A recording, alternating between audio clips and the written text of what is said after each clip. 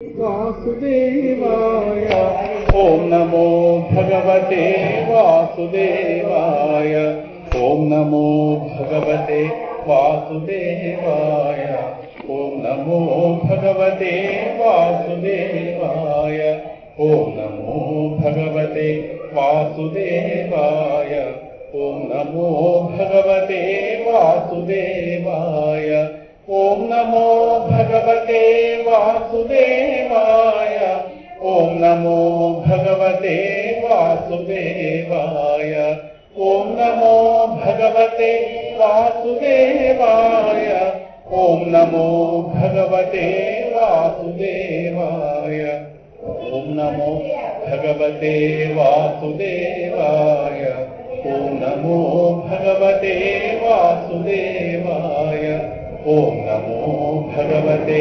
वासुदेवाय ओम नमो भगवते वासुदेवाय हरि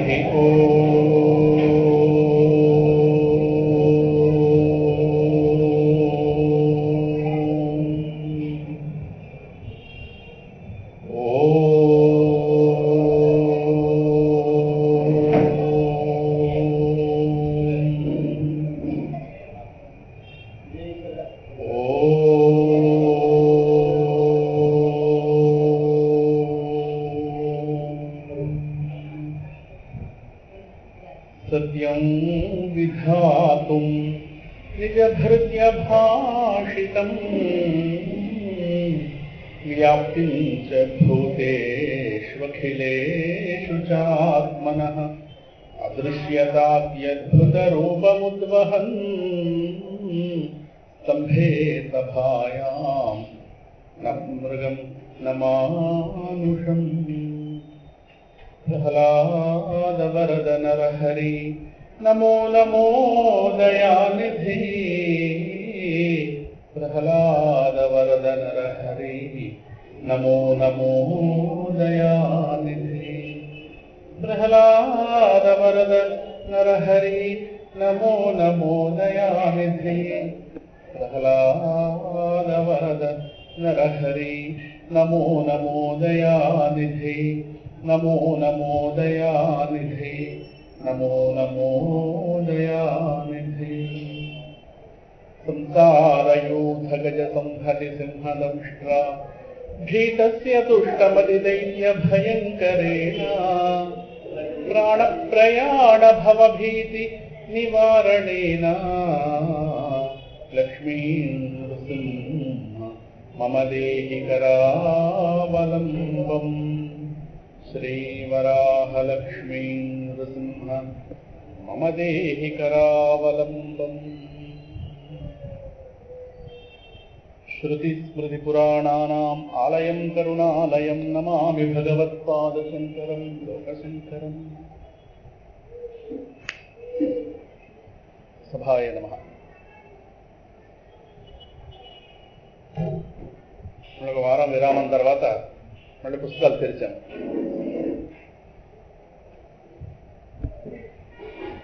ప్రహ్లాదుడి యొక్క ఆధ్యాత్మిక వైభవాన్ని, ప్రహ్లాదుడిలో ఉన్నటువంటి ఆధ్యాత్మిక వైభవాన్ని తెలుసుకుంటూ బహుశా 18వ పాయింట్ అనుకుంటాను చెప్పుకోవడం జరిగింది. 18, 19 కర్మఫల ప్రదాత చేతనే కోరికల రూపమైన వరం పొందినవాడు అది కాస్త ఆగింది.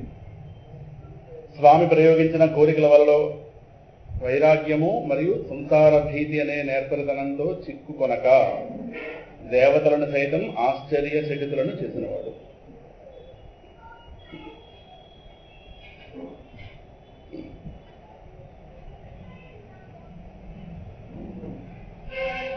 అంటే ఈ శీర్షిక యొక్క ఉద్దేశం కాస్త అంటే ఇన్ని మెరిట్స్, స్పిరిచువల్గా ఇన్ని మెరిట్స్ ఉన్నటువంటి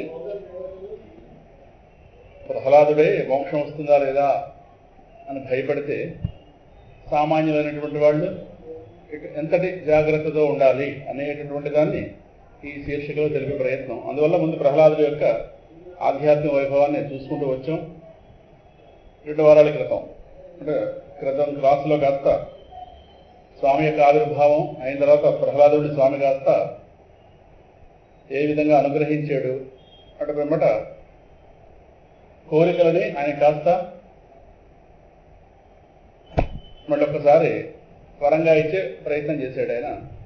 ఎందుకంటే ఈయన గారి యొక్క నమస్కారంతోనే స్వామి గారితో ఉపశాంతి పొందాడు.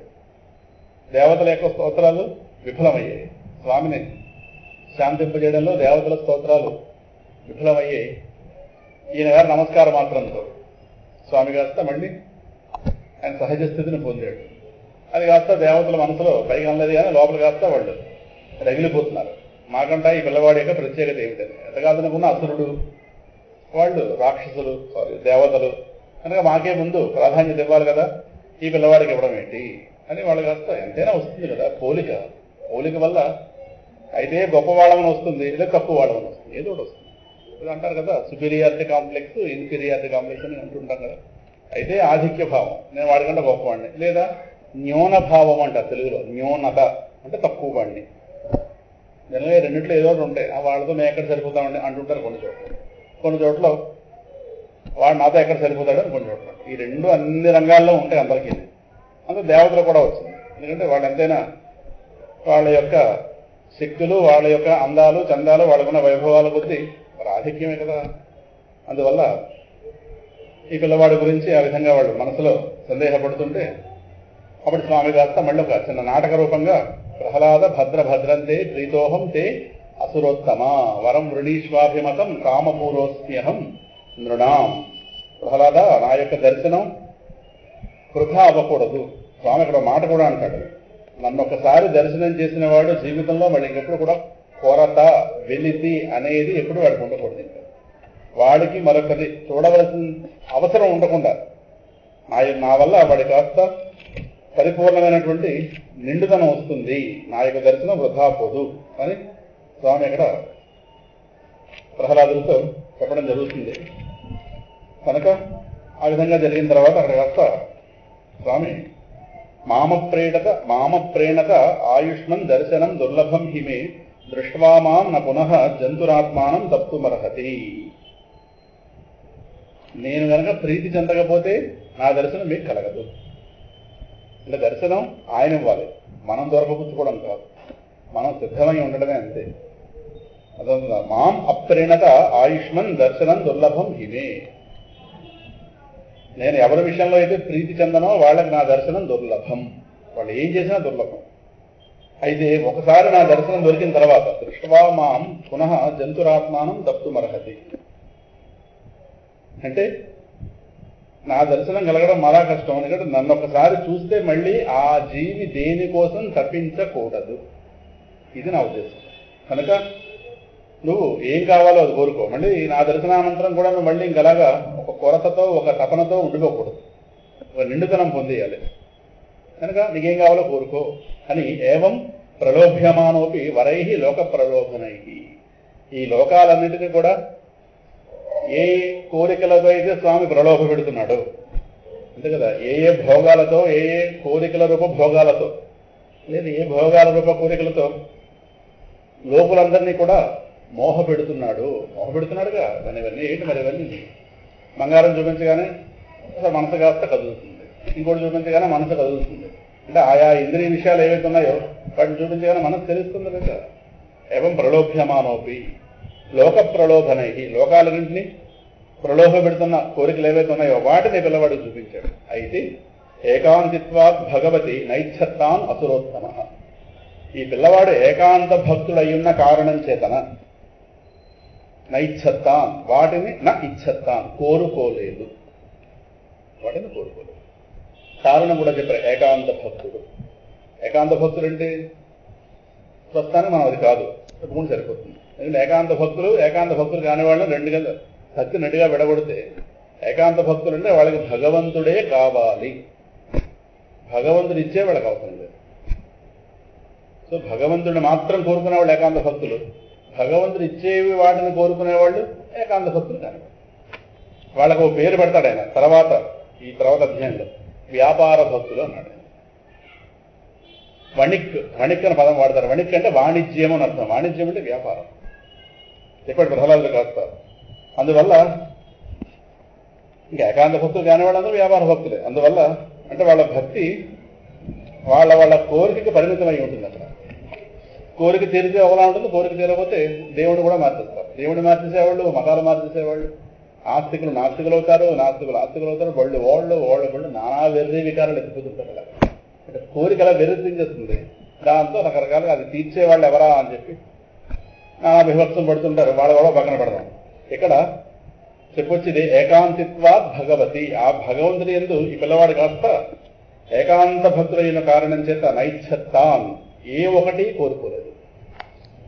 ఎందుకంటే ఏకాంత భక్తి కలవాడు అని అయింది కదా అని చెప్తూ తర్వాత వెంటనే ప్రహ్లాదుడు అంటాడు భక్తి యోగస్య తత్సర్వం అంతరాయదయార్థక. భక్తి యోగానికి కోరికలు అవరోధము. భక్తి యోగానికి కోరికలు అవరోధం అని మన్యమాన భావించిన వాడే హృషీకేశం స్మయమాన ఉవాచ. చిన్న నవ్వు నవ్వేట ప్రహ్లాదుడు. ఏమిటో నవ్వు అంటే నవ్వు వెనకాల పెద్ద భాష్యం ఉంది. నువ్వు మళ్ళీ నా మీద కూడా వల వేసేవా అని ఆ మాట, ఆ భావాన్ని లోపల ఒక్క నవ్వు రూపంలో తీసుకొచ్చాడు. స్మయమాన నవ్వుతున్నవాడే అంటే నీ లక్షణం పోగొట్టుకున్నావు కాదు కదా. ఎవరి స్వభావం వాడుకున్నది ప్రపంచంలో. అలాగే పరమాత్మ స్వభావం పరమాత్మకి కోరికలు తీర్చడానికి అలవాటు పడినవాడు కోరికలు కోరుకోవాలి. మళ్ళీ వలయిస్తావా అన్నట్టు భావాన్ని పైగా అనలేదు కానీ లోపల ఒక్కసారి అని ఉవాచ ఈ విధంగా చెప్పాడు అని మాం ప్రలోభయ ఉత్పత్త్యాసక్తం కామేషు తైర్వరై. జన్మతః మేము రాక్షసులం, అందువల్ల కోరికలకి ప్రలోభపడిపోతాం. అందువల్ల దయచేసి మాం ప్రలోభయ, నన్ను దయచేసి నువ్వు ప్రలోభ పెట్టకు. ఉత్పత్త్యా ఆసక్తం, జన్మతః మేము ఆసక్తి కలిగిన వాళ్ళం కోరికల మీద. కామేషు తైర్వరై తత్సంగభీత. నేను ఎందుకు ఆశ్రయిస్తున్నానంటే కోరికలకు భయపడే నిర్విణ్ణ, తత్సంగభీత నిర్విణ్ణ, వీటికి కాస్త భయపడే నేను కాస్త నిన్ను ఆశ్రయించడం జరిగింది. ముముక్షుస్వాం ఉపాశ్రిత. నేను ఆశ్రయించింది కోరికలు అంటే భయపడి. మనకి కోరికలు మనం కోరుకున్న తీరుతాయాలనే భయం మనకి, వాడికి కోరికలు కదులుతాయేమో భయం. ఈ కోరికలు కాస్త మళ్ళీ కోరిక లోపల కదిలిందా అది భగవంతుని మరిపింపజేస్తుంది. కోరిక అంటే ఏదో కాదు, ప్రపంచానికి ఓ ప్రతిరూపం. సో ఇది లోపల కదిలిందో లోపల భగవత్ స్మరణ పోతుంది. ఆ వచ్చే భగవత్ స్మరణ కూడా ఇంకక్కడ కోరికను ఆధారంగా చేసుకుని ఇంతకుముందు జరిగింది దేవతా స్తోత్రాలకు స్వామి ఎందుకు లొంగలేదు. వాళ్ళందరూ భగవంతుని ఎందుకు కోరికల హృదయంతో ఉన్నవాళ్ళు, భగవంతుడి వల్ల వాళ్ళ ప్రయోజనాలు పొందుతున్న వాళ్ళు. హిరణ్యకశిపుడు వల్ల వాళ్ళ కాస్త దుఃఖాలు వచ్చాయి, హిరణ్యకశిపుడు పోయాడు. ఇప్పుడు వాళ్ళందరూ చెప్తున్న మాట ఒకటే.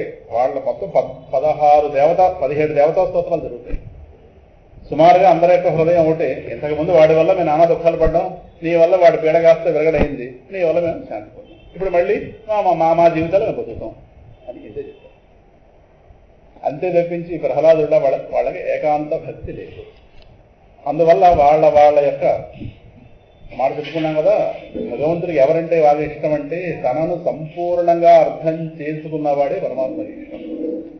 తనని ఇంత అంతా ఒకంత కాకుండా సంపూర్ణంగా తనని సర్వవ్యాపిగా అర్థం చేసుకున్నవాడే పరమాత్మకి ప్రీతిపాత్రుడు. వాడే ఏకాంత భక్తుడు కాగలడు. మనం ఎంతవరకు కన్ను ఇప్పితే అంతవరకు ఎలాగైతే ప్రపంచం చూడగలమో అంతకన్నా ఎక్కువ చూడలేము. కన్ను విప్పినంత మేరకే ప్రపంచాన్ని అలా చూడగలము. భగవంతుని ఎంత మేరకు అర్థం చేసుకుంటామో అంత మేరకు భక్తి చేయగలం. ఎంత అర్థం చేసుకుని అంత భక్తి చేయమంటే చేయలేము. పరమాత్మ యందు సంపూర్ణ భక్తి కదలాలంటే పరమాత్మను సంపూర్ణంగా అర్థం చేసుకోవాలి. దాన్ని సమగ్ర దృష్టి అంటారు. మనకు అర్థమైనే భగవంతుడు అనుకుంటాం. వచ్చిన వారు మనకి భగవంతుడు గురించి అర్థం అవ్వలేదని అంటం లేదు, కానీ మనకు అర్థమైనంతే భగవంతుడు అనుకోవడం అహంకారం పట్టి. మనకు పరమాత్మ గురించి చాలా తక్కువ తెలుసు. అసలు తెలియదు అంటలేదు, మాట జాగ్రత్త పట్టుకుంటుంది. చాలా తక్కువ తెలుసు. ఆ తెలిసినంత కొండంతా నేర్చుకుంటారు చాలా ఉంది. అక్కడ తృప్తి పడిపోతాం వచ్చిన వాళ్ళు. అందువల్ల భక్తి పెరగదు, ఇంకా నడుస్తుంటుంది. అలా ఏదో కాలక్షేమం అవుతుంది అలా. అందువల్ల ఈ పిల్లవాడు అలా కాదు, పరమాత్మని సంపూర్ణంగా అర్థం చేసుకున్నవాడు కనుక పరమాత్మ యొక్క కోరికల వలలో పడలేదు. తర్వాత దాంట్లో అంటాడు ఎస్త ఆశిష ఆశాస్తే నత భృత్యస్త వైవణి. ఈ లోకంలో భృత్యుడు స్వామి తన దగ్గర ఉద్యోగం పెట్టుకుంటాడు కదా యజమానికి భృత్యుడు అవసరం ఉంది, భృత్యుడికి యజమాని అవసరం. వాడి జీతం ఇస్తాడు, వీడికి కారు డ్రైవింగో ఇంకోటో ఇంకోటో ఇంకోటో ఇంకోటో వీడి సేవలు వాడికి అవసరం, వాడి ధనం వీడికి అవసరం. అర్థమవుతుంది. అందువల్ల వీడిని ఆశ్రయించుకుని ఉంటారు అంటే అక్కడ వాడు ఉత్తరే జీతం ఇచ్చేట్లేదు ఏమిని, వాడు అవసరం అవుతాడు, ఎప్పుడైనా అవసరం అవుతాడేమో. అదే కొంతమంది వ్యవహారంలో వాళ్ళకి సాయం చేసేది ఎప్పుడైనా మనకు అవసరం కలుగుతాడేమో. ఇద్దరు ముగ్గురు ఎప్పుడు కూడా మనకి ఎప్పుడు అందుబాటులో ఉంచుకోవాలి కదా. అందువల్ల ఇదంతా కూడా వ్యాపార దృష్టి. వాడి తర్వాత మన సహాయ సహకారాలు అందిస్తాడో లేదో తెలియదు, కానీ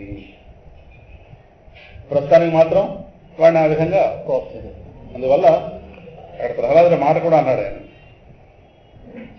నాకేదో కోరిక తీరడం వల్ల నీకేదో కలిసి వచ్చేది లేదు, నీ దగ్గర కోరిక తీర్చుకోవాలన్న ఆశ నాకు లేదు, నన్ను ఎందుకయ్యా అనవసరంగా ఇబ్బంది పెడతావు, వచ్చిన ధరని పెడతావు. ఇది ప్రహ్లాదు. నన్ను ఎందుకు అనవసరంగా ఇబ్బంది పెడతావు, మళ్ళీ నేను దానికి పడిపోయినా మళ్ళీ జన్మలు ఎక్కాల్సి వస్తుందంటే ఎంత జాగ్రత్తతో ఉన్నవాడు ప్రహ్లాదు. అది గుర్తించాలి. నాకేదో కోరిక తీరిస్తే నీకే వచ్చేసేది ఏమీ లేదు, నువ్వు ఎప్పుడు పరిపూర్ణుడివే. అర్థమవుతుందా? నీ దగ్గర కోరిక తీర్చుకోవాలి ఆశ నాకు ససేమీ లేదు. అనవసరంగా ఇలా మాట్లాడిస్తుంటే ఏది కాదనమని ఏదో అడగాలనిపిస్తుంది మళ్ళీ. అందువల్ల దయచేసి నన్ను ఇబ్బంది పెట్టకు, లీవ్ వెకేట్ ఫ్రమ్ హియర్. ఇక్కడ తమరు బయలుదేరితే హాయిగా ఉంటుంది. ఎందుకంటే ఈయన గారు భగవంతుని అనుభవించడానికి ఆయన గారు రూపంతో కనిపించాల్సిన పని లేదు. ప్రహ్లాదు పరమాత్మని సర్వవ్యాపిగా అర్థం చేసుకున్నాడు. ఇంకా రూపం డిస్టర్బెన్స్ కూడా మళ్ళీ ఇంకేదోడు కోరికలు కోరుతుంటే ఏదోడు ఈ గోల ఎందుకు, రూపం ఎప్పుడు డిస్టర్బెన్సే. అది భగవంతు రూపమైనా సరే ఇది అంగీకరించడం కష్టం. అది పక్కన పెట్టేటి మరి మాటలు మన స్థాయి పెరుగుతుండదని అందుతాయి. ప్రస్తుత స్థాయికి మాత్రం కొంచెం ఇబ్బందిగా ఉండొచ్చేమో, కానీ స్థాయి ఎదుగుతుంటే అప్పుడు తెలుసు. రమణ మహర్షి గారు మాట అన్నారు, అర్థమైన వాడు పట్టుకోండి, వదిలేండి. మీకు ఎప్పుడైనా భగవంతుడు రూపంతో కనిపిస్తే మీరు ఏం కోరుకుంటానా, ఇంకెప్పుడు నాకు రూపంతో కనిపించదని చెప్తాను చెప్పారు. అదేమిటంటే అంత మాట అనేసారు, మనకు అర్థం అవుతుంది, మనకు అర్థమైన మాట. అందుకే నాకు అర్థం కాని మాట. భక్త నీకేం కావాలని అడిగితే ఇంకెప్పుడు కనిపించగా బాబును, అదేమిటే అలా అంత మాట నిజం. అంటే వాళ్ళు పరమాత్మ స్వరూపంగా అనుభవిస్తున్న వాళ్ళు. అర్థమవుతుందా? వాళ్ళకు రూపంగా కనిపిస్తే మళ్ళీ కళ్ళు విప్పాలి, ఆ కళ్ళ ద్వారా చూడాలి. ఆయన గారు శంఖం పట్టుకున్నాడు, త్రిశూలం పట్టుకున్నాడు, నానాగోళ, మెడలో ఏదో వేసుకున్నాడు, పాములహారం వేసుకున్నాడు, ఎందుకు ఈ స్థాయి దాటిపోయిన వాళ్ళందరూ ఉంటుంది. అర్థమవుతుందా? పరమాత్మని సచ్చిదానంద స్వరూపంగా అనుభవిస్తున్న వాళ్ళు. ఇంక ఈ రూపాలు ఈ లోపల ఇవన్నీ ఇదంతా గోలేదు. కళ్ళ ద్వారా చూడాలా, కళ్ళు దీనికోసం కళ్ళు ఇప్పితే ఇంకోటి కనిపిస్తుంది, ఇంకోటి న్యూసెన్స్. వీళ్ళు అనుభవించడానికి ఆయన గారు రూపం ధరించాల్సిన పని లేదు. వీళ్ళు అనుభవిస్తున్నారు లోపల. అంటే ఇప్పుడు లోపల అనుభవిస్తుందని ఆపాలి, ఆపి ఇప్పుడు కళ్ళు పెట్టాలి, కళ్ళు విప్పి చూడాలి. ఆయన అది చమత్కారం కనిపిస్తాడు. ఏదో గంగా కింద ఏదో నగన్నాను, ఆయన కార్తీక మాసం పూజలు అందుకుని వచ్చేవని ఒక మాట అడగలమన్నాడు. ఎందుకు ఏం డిస్టర్బెన్స్ కనిపించగా బాబుని, చాలా పెద్ద స్థాయి ఇవన్నీ మనకు అందరూ వదిలేస్తాం. అర్థమవుతుంది? మనం బహుశా ఇంకో 1,000,000 జన్మలు ఎత్తారే మా స్థాయికి వెళ్ళాలి. అర్థమవుతుందా? అంటే ఎత్తామని నా ఉద్దేశం కాదు, అంటే అంత దూరంలో ఉన్న విషయం అని చెప్తున్నాను. అంటే భగవంతుడు అంటే నిరంతరం అనుభూతిగా ఉండవలసిన వాడు. కళ్ళు విప్పితే నిద్రలోంచి మంచి నిద్రలోంచి లేస్తే మనకి ఎంత డిస్టర్బెన్స్గా ఉంటుంది ఒక క్షణం ముందు. అలా ఉంటుంది వాళ్ళకి. భగవద్ అనుభూతిలో ఉన్నవాడికి వాడు భగవంతుడే వచ్చి కనిపిస్తుంది. సామాన్యుడికి అదే ఎక్కువ. భగవంతుడు దర్శనం కానీ స్తోత్రం చేస్తాడు. ఎవరి స్థాయి వాడదు. అందుకే అంటున్నాను కదా, మనం అందుకోలేని మాటలు నమస్కారం పెట్టి ఊరుకుంటాం. అందువల్ల నన్ను అనవసరంగా ఇబ్బంది పెట్టకు అని ఈ పిల్లవాడు కాస్తా అని వెంటనే ఒక అద్భుతమైనటువంటి శ్లోకం, నమో భగవతే తుభ్యం పురుషాయ మహాత్మనే హరయే అద్భుత సింహాయ బ్రహ్మణే పరమాత్మనే. 166 పేజీలో ఉంది. ప్రహ్లాదుడు చేసినటువంటి నృసింహ మంత్రం అది. 32 అక్షరాల నృసింహ మంత్రం. నమో భగవతే తుభ్యం పురుషాయ మహాత్మనే హరయే అద్భుత సింహాయ బ్రహ్మణే పరమాత్మనే అని ఆ పిల్లవాడు కాస్త స్వామిని స్తోత్రం చేయగానే స్వామి సంతోషం. తర్వాత ఏం చేశాడో ఆ గొడవ పక్కన పెడితే ఇప్పుడు మళ్ళీ మన విషయంలోకి వెళదాం. అందువల్ల స్వామివారు ప్రయోగించినటువంటి కోరికల వలలో వైరాగ్యము మరియు సంసార భీతి అనేటటువంటి నేర్పరితనంతో వైరాగ్యం మరియు సంసార భీతి. వైరాగ్యం అంటే ఆ వస్తువు వల్ల నేను కోరుకుంటున్నటువంటి నిత్య తృప్తి కలగదు అనేటటువంటి ఎరుక. వైరాగ్యం అప్పుడు వస్తుంది. ఇప్పుడు వస్తుంది తెలిసిన ఇటుపక్క చూస్తే సరే, పుస్తకాల తర్వాత చూద్దరు. కానీ వైరాగ్యం అంటే వస్తువు మీద మోహం లేనప్పుడు వస్తుంది. ఒక వస్తువును పట్టుకున్నప్పుడు ఆ వస్తువు వల్ల నాకు పూర్ణానందం కలుగుతుంది అనే భ్రాంతినే మోహము అంటారు. అర్థమవుతుందా? ఒక వస్తువును తీసుకున్నప్పుడు దానివల్ల నాకు ఏమాత్రం సుఖం కలుగుతుంది, ఏమాత్రం కలుగుతుంది. ఇప్పటిదాకా ఏమాత్రం కలిగాయి ఏమో, అది ఎవరికి వాళ్ళు చూసుకోవాలి. ఏమాత్రం కలిగే పక్కన పెడితే కావలసినంత మాత్రం కలగలేదు. అది మాత్రం చెప్పచ్చు. ఒకరికి గ్రాము ఎక్కువ, ఒక గ్రాము తక్కువ కావచ్చు, ఎక్కువ తక్కువే, కానీ పరిపూర్ణానందం కలగలేదు అని స్పష్టంగా చెప్పచ్చు. కారణం కళ్ళల్లో అశాంతి తెలుస్తుంది కదా, దాని ఎక్కడ దాచగలం. అందువల్ల ఏ వస్తువు వల్ల అయినా సరే కలిగేది పూర్ణ తృప్తి కలగదు. దేనివల్ల అయినా సరే తాత్కాలిక తృప్తి కలుగుతుంది. ఈ జ్ఞానం ముందే ఉన్నవాళ్ళు దీన్ని ఏమంటారంటే వివేకము అంటారు. ఈ వివేకం ముందున్న వాళ్ళు వస్తువు ఎదురకుండా వచ్చినప్పుడు దానికి ప్రలోభపడరు. ఎందుకంటే కోరుకుంటున్నటువంటి తృప్తి, పూర్ణ తృప్తి కలగకపోగా ఈ వస్తువు భారం అవుతుంది. మళ్ళీ ఇది నాదేంది అనుకోండి, చాలా గోల. వస్తువు కనుక మనదైతే ఉన్న వస్తువులు ఆల్రెడీ కొత్త, దీన్ని దాచడం ఇంకోటి ఇంకోటి ఇంకోటి, వాళ్ళలోని అసంతృప్తే ఆ విధంగా ఆకాశంలో పేలుతుంటారు. హృదయంలో అసంతృప్తే ఆకాశంలో ఇలా పేలుతుంటుంది. అది మాట. అసంతృప్తి ఉన్నప్పుడు ఏదో కర్మ చేస్తున్నాం బయటికి, ఇంకోటి కాల్చడం, ఇంకోటి కాల్చడం, ఇంకోటి కాల్చడం, ఇంకోటి కాల్చడం, ఇంకోటి కాల్చడం. ఇవన్నీ ఏంటంటే హృదయంలో అసంతృప్తికి ప్రతీక. సరే, మొత్తం మీద వైరాగ్యం అంటే అది అర్థమవుతుందా? మీకు మంచి ఉదాహరణ చెప్తాను కదా. సాయంకాలానికి సామర్థ్యం ఏమవుతుంది? ఉదయమే దూరదృష్టితో చూడగలగడం. సాయంకాలానికి ఇది వాడి ఊడిపోతుంది. అందువల్ల ఇది శాంతం కాదు అనే జ్ఞానం. ఇది వైరాగ్యం. ఇంకా సంసార భీతి. ఇప్పుడు మనం ఉంటున్నటువంటి వ్యవస్థ ఏదైతే ఉందో, ఈ వ్యవస్థ కోరికల రూపంలో, కోరికలనే సుడిగా ఉంటాం. ఆ సుడిగన్నది నిరంతరం ఎప్పుడైతే కోరికలు ప్రలోభపడతామో అది జన్మను పెంచేస్తుంది. కోరిక ఎప్పుడైతే తయారైతే దాన్ని తీర్చే ప్రయత్నం చేయగానే డెఫినెట్గా మనసుకి వస్తువుల మీద ఆకర్షణ ఏర్పడుతుంది. మనసులో ఈ ముద్రలన్నీ ఉండిపోతాయి. ఇవే పునర్జన్మ హేతువులు. ఇవే పునర్జన్మ హేతువులు. కనుక తనకు మళ్ళీ పుట్టాలని లేదు. ఈ చావడం పుట్టడం మన సహజ కాదు, అనంతమైన ఆత్మగా ఉండడం మన సహజ. కనుక ఈ సంసార వ్యవస్థలో, సంసార వ్యవస్థ అంటే అజ్ఞానము, విపరీత జ్ఞానం, ఈ రెండింటి వల్ల కలిగేది సంసార వ్యవస్థ. సంసార వ్యవస్థ అంటే అంతులేని జనన మరణ మోహ పరంపర. అవుతుందా? సో దీని నుంచి బయటకు రావాలి. ఆ పిల్లవాడికి పరిపూర్ణ స్పృహ ఉంది కనుక తన ఆత్మే, తన దేహం కాదు. ఇందులో కొనసాగాడా మళ్ళీ కొత్త దేహాలు. ఇదేంటంటే కొత్త దేహాలకు అమ్మేస్తుంది ఈ ప్రపంచాన్ని. కనుక ఈ సంసార వ్యవస్థ నమ్మేమా, ఇది కొత్త దేహాలకు మనం తీసుకెళ్ళి అమ్మేస్తుంది. ఇంకా ఆ దేహం బడుగు రావాలి మళ్ళీ. అందువల్ల ఈ గారు సంసార భీతి. ఈ వైరాగ్యము సంసార భీతి. మనకి అనారోగ్యాలంటే భీతి ఉంది, ఇంకోటంటే భీతి ఉంది, ఇంకోటంటే భీతి ఉంది. సంసార వ్యవస్థను భీతి లేదు. ఇవన్నీ దీనిలో భాగాలు ఇవన్నీ. కానీ వీటన్నిటికీ మూలం సంసార వ్యవస్థ. ఇందులో ఉన్నంతకాలం ఏదో భీతి ఉంటూనే ఉంటుంది. ఏదో ఒకటి, ఒక్కొక్కరికి ఒకటి. వాళ్ళకి ఇవాళ ఉన్నా లేకపోయినా రేపటి కథ వస్తుంది. ఏ రోజు వయసు ఎదుగుతున్న కొద్దీ కొత్త భయాలు ఏర్పడతాయి. కొన్ని భయాలు పోతాయి, కొన్ని భయాలు. ఇప్పుడు రిటైర్ అయిపోయిన వాళ్ళకి ఉద్యోగం దొరుకుతుందా లేదని భయం ఉండదు, పోవాలేదు, అయిపోయింది, ఆ చరిత్ర అయిపోయింది. మరి మీద వచ్చి పడిపోతుంది ముసలితనం, దాని భయము. సో ఒక ఉద్యోగాన్వేషణలో ఉన్నవాడికి వీళ్ళని చూడగానే అసూయ కలుగుతుంది. మీకు ఉద్యోగం పోలేదు కదా, కరెక్టే. మరి వాళ్ళకి ముసలితనం మీద పడిపోతుంది. విడిగా పోలేదుగా ప్రస్తుతానికి, అటు తిరుగుతున్నాడుగా. సో వాళ్ళ భయం వాళ్ళకు ఉంది. సో భయం పోదు మనిషికి, భయస్థానాలు మారుతుంటాయి. అది వయసు బట్టి పరిస్థితులు బట్టి ఇంకో దాన్ని బట్టి. అందువల్ల మనిషికి ఎప్పుడు భయం ఉంటుంది. వాడి అజ్ఞానమే వాడి చేయగలరు. ఒకరు విషయం.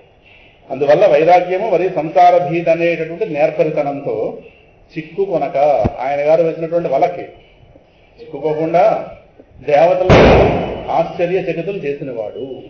దేవతలకు ఆశ్చర్యలేదు. ఇదే కనుక కోరికలు దేవతలను అడిగితే వాడు ప్రపంచం మొత్తం కోరుకుంటారు. ఇది కోరుకుంటారు కాబట్టి వాళ్ళని అడగలేదు. ఆయన కోరుకోడు కాబట్టి వీళ్ళకి ఆయన గడిచేవాడు. ఎవరికి వాళ్ళు ఈ ప్రపంచంలో చమత్కారం ఉంటారు. అర్థమవుతుంది. ఇంకా ఈ పిల్లవాడి యొక్క వైభవం, సోమరితనం, అహంకార మమకారాలు ఆయనకి అర్థం కాని విషయాలు. సోమరితనం అంటే మనకు అస్సలు లేనిది అదే వచ్చిన పోవాలి. ఇప్పుడు అదే విధంగా సోమరితనం అంటే బద్ధకం, అలసత్వం. మిగతా విషయాల్లో ఉండదు, ఒక్క భగవద్ విషయంలోనే ఉంటుంది. ఇది మిగతా విషయాలు మాత్రం బ్రహ్మాండం అందులో లేదు. ఏది కావు, ఏ ఒక్క క్షణం కూడా ఆలస్యం ఉండదు. ఇలాగ తారాజో అంటించడం ఆలస్యం వెళ్ళిపోతుంది ముందుకు. అది ఎలాగో మిగతా విషయాలు బాగానే అయిపోతాయి. ఏమిటో భగవంతుడి విషయంలోనే ఒక బద్ధకం, అలసత్వం, తమో గుణం. అప్పుడే ఎందుకు భగవంతుడని ఏదో మొత్తం మీద ఏదో అలాగా కాలం దాటించేస్తుంది ముందుకు. ఇవి ఆయన గారికి అర్థం కాని విషయాలు. ఇంకా అహంకార మమకారాలు అవి చాలా మంది పాపం ఉంటాయి కానీ ఉన్నట్టుగా తెలియదు. పేరు వినగానే వాళ్ళకి లేవేమో అనుకుంటారు. కొద్దిగా పరిశీలిస్తే వాళ్ళకు ఉన్నదంటే అదే అర్థం అవుతుంది. అహంకారం అంటే దేహమే నేను అనే బుద్ధి అహంకారం. దేహమే నేను అనే బుద్ధి ఉందా, దాని అహంకారం. చక్కటి అహంకారం ఉంటుంది. అహంకారికి శాంతి ఆమడదూరము. అహంకారం అంటే చాలా మంది గర్వం అనుకుంటారు.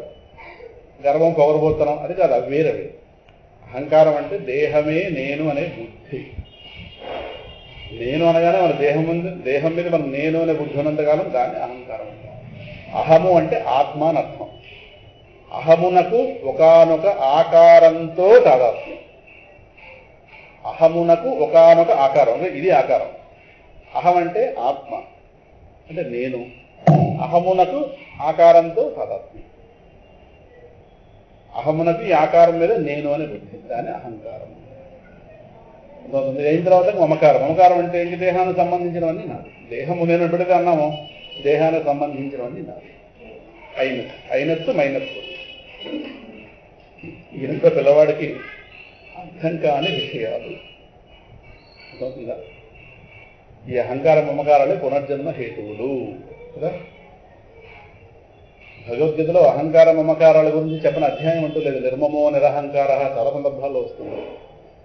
భక్తులైన వాడు, జ్ఞాని అయిన వాడు అహంకార మమకారాలు తొలగించుకుంటూ ఆ రోజు కాదు అహంకారం తగ్గించుకుంటూ రావాలి. దేహబుద్ధి తగ్గించుకుంటూ, నాది అన్న తగ్గించుకుంటూ వచ్చిన వాళ్ళు తేలిక పడతాం. ఇంకా అలా పెరిగిపోతుంది, ఇలా ఉంటుంది. ఇంకా ప్రశాంత కాముడు, అసురత్వం లేని అసురుడు. ప్రశాంత కాముడు అనగా కోరికలు శాంతించినవాడు. ప్రశాంత కామ రహితాసుర అసుర. అసురత్వం లేని అసురుడు. జన్మత అసురుడేమో కానీ స్వభావత అసురత్వం లేదు.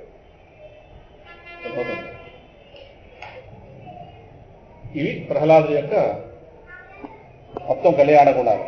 సో కోరికలు పూర్తిగా శాంతించిన వాడు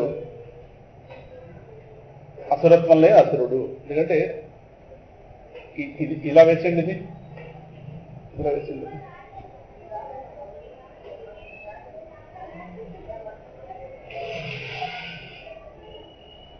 రాక్షసులకి కోరికల మీద ఆసక్తి ఎక్కువ ఉంటుంది. అందువల్ల ఈ పిల్లవాడి కాస్త అసురుడు జన్మత.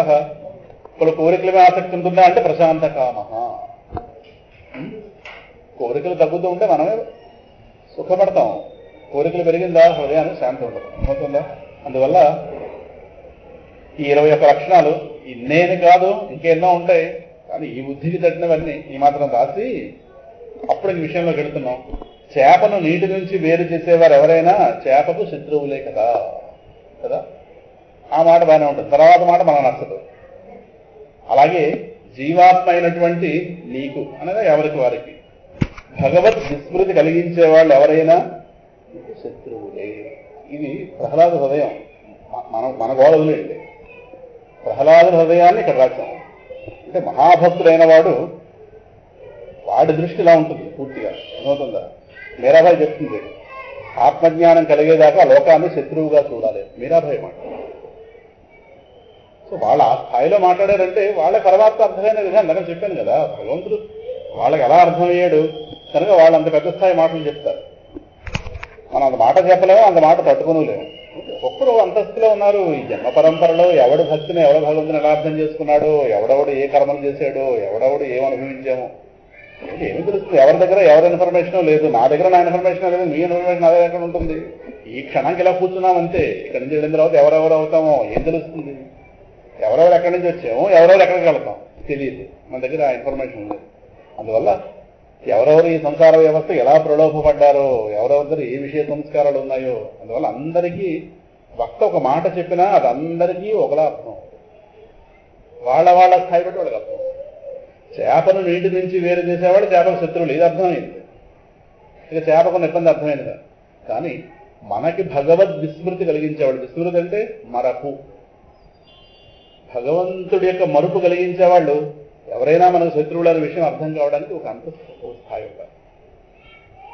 ఎందుకంటే అన్నిటికంటే ముందు మనం భగవంతుని మర్చిపోవడానికి సిద్ధమయ్యేది ముందు. దానికి ముందుగా జరిగేది కూడా అదే. ఎవరికైనా సరే ఏదో లోక వ్యవహారం వస్తుంది, అది వచ్చేలాగానే ముందు ఆ హృదయంలో ఉన్న భగవంతుని కాదు, ఆ తలంపు వెళ్ళిపోతేనే ఈ తలం.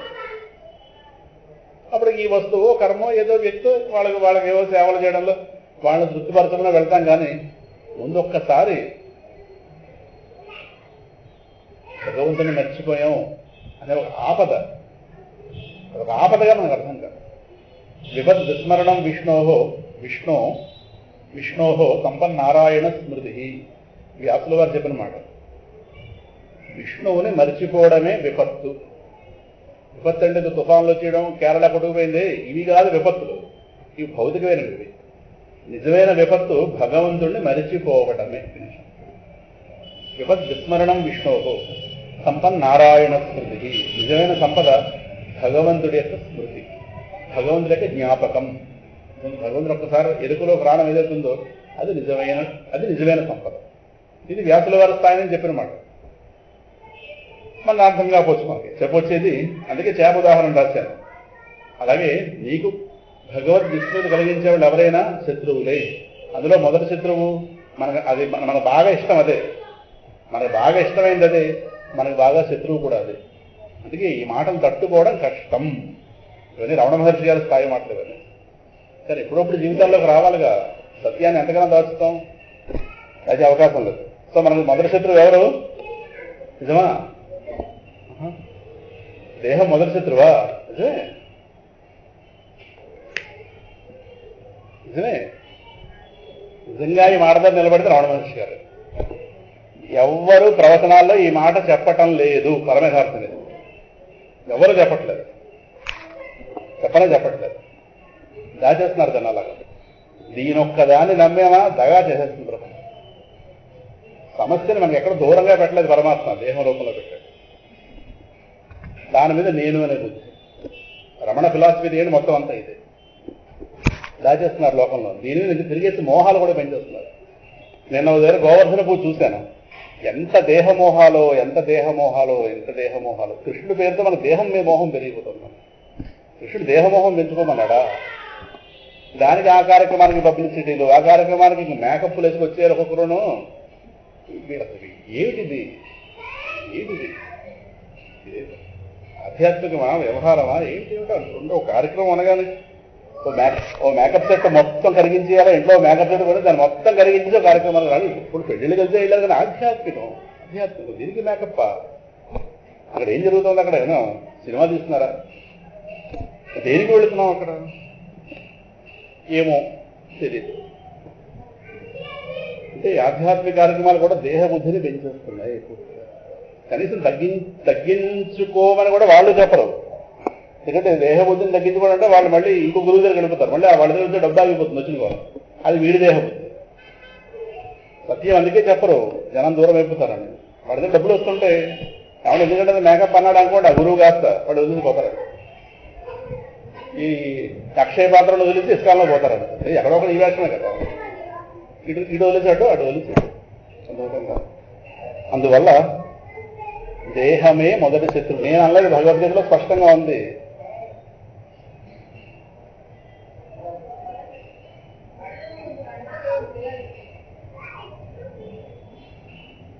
దుఃఖాలయం అశాశ్వతం. ఎందులో వచ్చింది అది?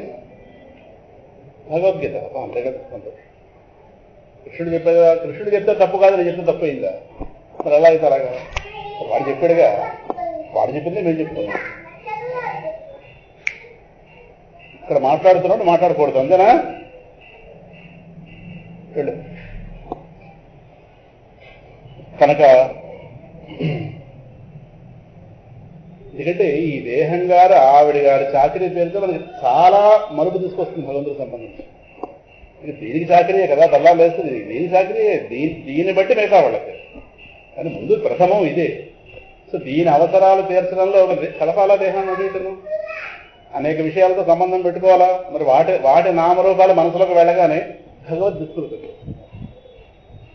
అక్కడ మరుపొచ్చి వస్తుంది. అది భగవన్నామం నడుస్తుంటుంది, కావాలా దీనికి ఇడ్లీ పెట్టాలి అని ఆలోచించడం లేకుండా తినకపోతుంది అంతే. ఇది ఇప్పుడు ఇడ్లీ పెడుతున్నది ఎవరికి? నాకు అంటా నచ్చిన వాళ్ళ, నాక దీనికి అది నాకు అనేస్తున్నాను అక్కడ వచ్చిన వాళ్ళ. అదే తాదాత్మ్యం ఉంటుంది. నాకు ఇడ్లీ తినాలండి నేను అంటాం. ఆత్మ ఇడ్లీ తిందో, దేహం ఇడ్లీ తిందు. ఇడ్లీ తినే దేహం సరే రెండరా ముడి పెట్టాడు. ఆత్మ అనాత్మ సంఘాతం, ఇదొక్క ముడి విడనంత వరకు మీరు ఎన్ని చేసినా ఇది విడాలి, ఇది విడాలి. సో ఈ చేస్తున్నవన్నిటికి ఉద్దేశం ఇది. ఏ భగవత్ కార్యం చేస్తున్నా ఎందుకు చేస్తున్నామో స్పృహ ఉండాలి. తొలగవలసిందల్లా తెగవలసింది ఈ బంధం, ఈ దేహ బుద్ధి, ఈ దేహాత్మ బుద్ధి. ఇది నశించాలి. ఇది నశించాలంటే నేను ఆత్మననే జ్ఞానం కలగాలి, పరిపూర్ణ అనుభూతి కలగాలి. కలగాలంటే లోపల భగవత్ స్మృతి జరగాలి కదా, దీనికోసం కదలాలి. అందుకే లోపల భగవత్ స్మరణ మానడానికి ఇష్టం లేని వాళ్ళు భగవన్నామం పలుకుతూ కర్మ చేస్తారు. అదొక సాధన. నామం మర్చిపోతున్నామేమో అని దాని మీద ఒక దృష్టి పెట్టుకుని, లోపల మనసు మీద దృష్టి పెట్టుకుని పైన కర్మలు తగ్గించుకుంటూ వస్తూ, పూర్తిగా లేకుండా అలా కుదరదు. తగ్గించుకుంటూ కొన్ని అవసరమైతే తర్వాత పోస్ట్ పోన్ చేసి అటు నుంచి ఇటు పెట్టి, ఇటు నుంచి అటు పెట్టి, అంటే దేని మీద దృష్టి అంటూ ఉంటే క్రమంగా జరుగుతుంది. అంటే భగవంతుని మర్చిపోతే ఉన్న మరుపు, భగవంతుని మర్చిపోతే ఉన్న ప్రమాదం అర్థమైతే కులశేఖరాల వారు అడిగారు కదా, ముకుంద మూర్ధన ప్రణిపత్యయాచే భవంతమేకాంత మియంతమర్థం అవిస్మృతి త్వచ్చరణారవిందే భవే భవే మే అస్తు భవత్ ప్రసాదాత్. ముకుంద మూర్ధనా ప్రణిపత్య, తలకాయ నేలకి ఆంచి సాష్టాంగ నమస్కారం చేసి నేను నిన్ను యాచిస్తున్నది ఒకటే, ఒకే కోరిక అడుగుతున్నాను. చిన్న కోరిక, పెద్ద కోరిక ఏం కాదు. మళ్ళీ ఓళ్ళు అడుగుతున్నానని మనం కంగారు పడకు. ఒకటే కోరిక, భవంతం ఏకాంతం ఇయంతం అర్థం. చిన్న కోరిక, ఒకే కోరిక అనగానే స్వామి గారు ఏమిటి చెప్పాను, అదేం లేదే బాబు. అవిస్మృతి త్వచ్చరణారవిందే భవే భవే, ఎప్పటికీ నీ పాదారవిందములకు సంబంధించినటువంటి విస్మృతి నాకు కలగకుండా ఉండాలి, నాకు కలగరాదు. నీ పాదపద్మములను ఏనాడు కూడా మరవకుండా ఉండే రీతి కోరిక నీ అనుగ్రహం వల్ల నాకు కలుగుగాక, నాకు తీరుగాక. భవత్ ప్రసాదాత్, నీ అనుగ్రహం వల్ల. అవిస్మృతి, స్మృతి, విస్మృతి, అవిస్మృతి. స్మృతి అంటే జ్ఞాపకం, విస్మృతి అంటే మరుపు, అవిస్మృతి అంటే అది పుస్తకంలో చాలా బాగా రాశాను. చెప్పుకున్నప్పుడు మనం ఎప్పటి కూడా మర్చిపోతాం కదా. కిందకి నిన్నదే వాళ్ళ జ్ఞాపకంలో కింద కార్తీక మాసం ఎక్కడ జ్ఞాపకం, కార్తీక మాసం వచ్చి వెళ్ళిందని జ్ఞాపకం ఉంది కానీ కార్తీక మాసం అది ఏం చెప్పుకున్నాం జ్ఞాపకం ఉండదు. మన అదృష్టం అది, పోలండి. అందువల్ల అవిస్మృతి. తర్వాత రెండోటి పుస్తకాలు చదువుకుంటే సరిపోతుంది, అర్థమవుతుందా. ఇప్పుడు ప్రపంచంలో నేను ఫలానా వాడిని జ్ఞాపకం పెట్టుకుంటున్నాను, ఓ మాట. నేను ఫలానా వాడిని మర్చిపోయాను, ఇది వింటాం. నేను నన్ను ఎప్పుడు మర్చిపోను, నేను నన్ను ఎప్పుడు జ్ఞాపకం పెట్టుకుని ఎవరైనా అంటాం అన్నమాట. చెప్పి ఇది స్మృతి విస్మృతి ఎవరి విషయంలో వాడతాం, వేరైన వాళ్ళ విషయంలో వాడతారు. ఏమండి నేను ఎప్పుడు మర్చిపోనండో, నన్ను ఎప్పుడు జ్ఞాపకం పెట్టుకున్నాడు పిచ్చివాడు అంటాడు. మనం అనం కదా మాట. ఎప్పుడు మన విషయంలో మనకి ఎప్పుడు మరుపు ఉండదు కాబట్టి మన విషయంలో మనకి జ్ఞాపకంతో పని లేదు. మనకి మనం సదా జ్ఞాపకం, మనకు మనం ఎప్పుడు మర్చిపోయే అవకాశం లేదు. సో స్మృతి విస్మృతి ఎదురుకుండా ఉన్న వాళ్ళ విషయంలో జరిగేది. అవిస్మృతి అంటే ఈ రెండూ కానిది. నా విషయంలో నాకున్నది ఏంటి, అవిస్మృతి. స్మృతి కాదు, విస్మృతి కాదు.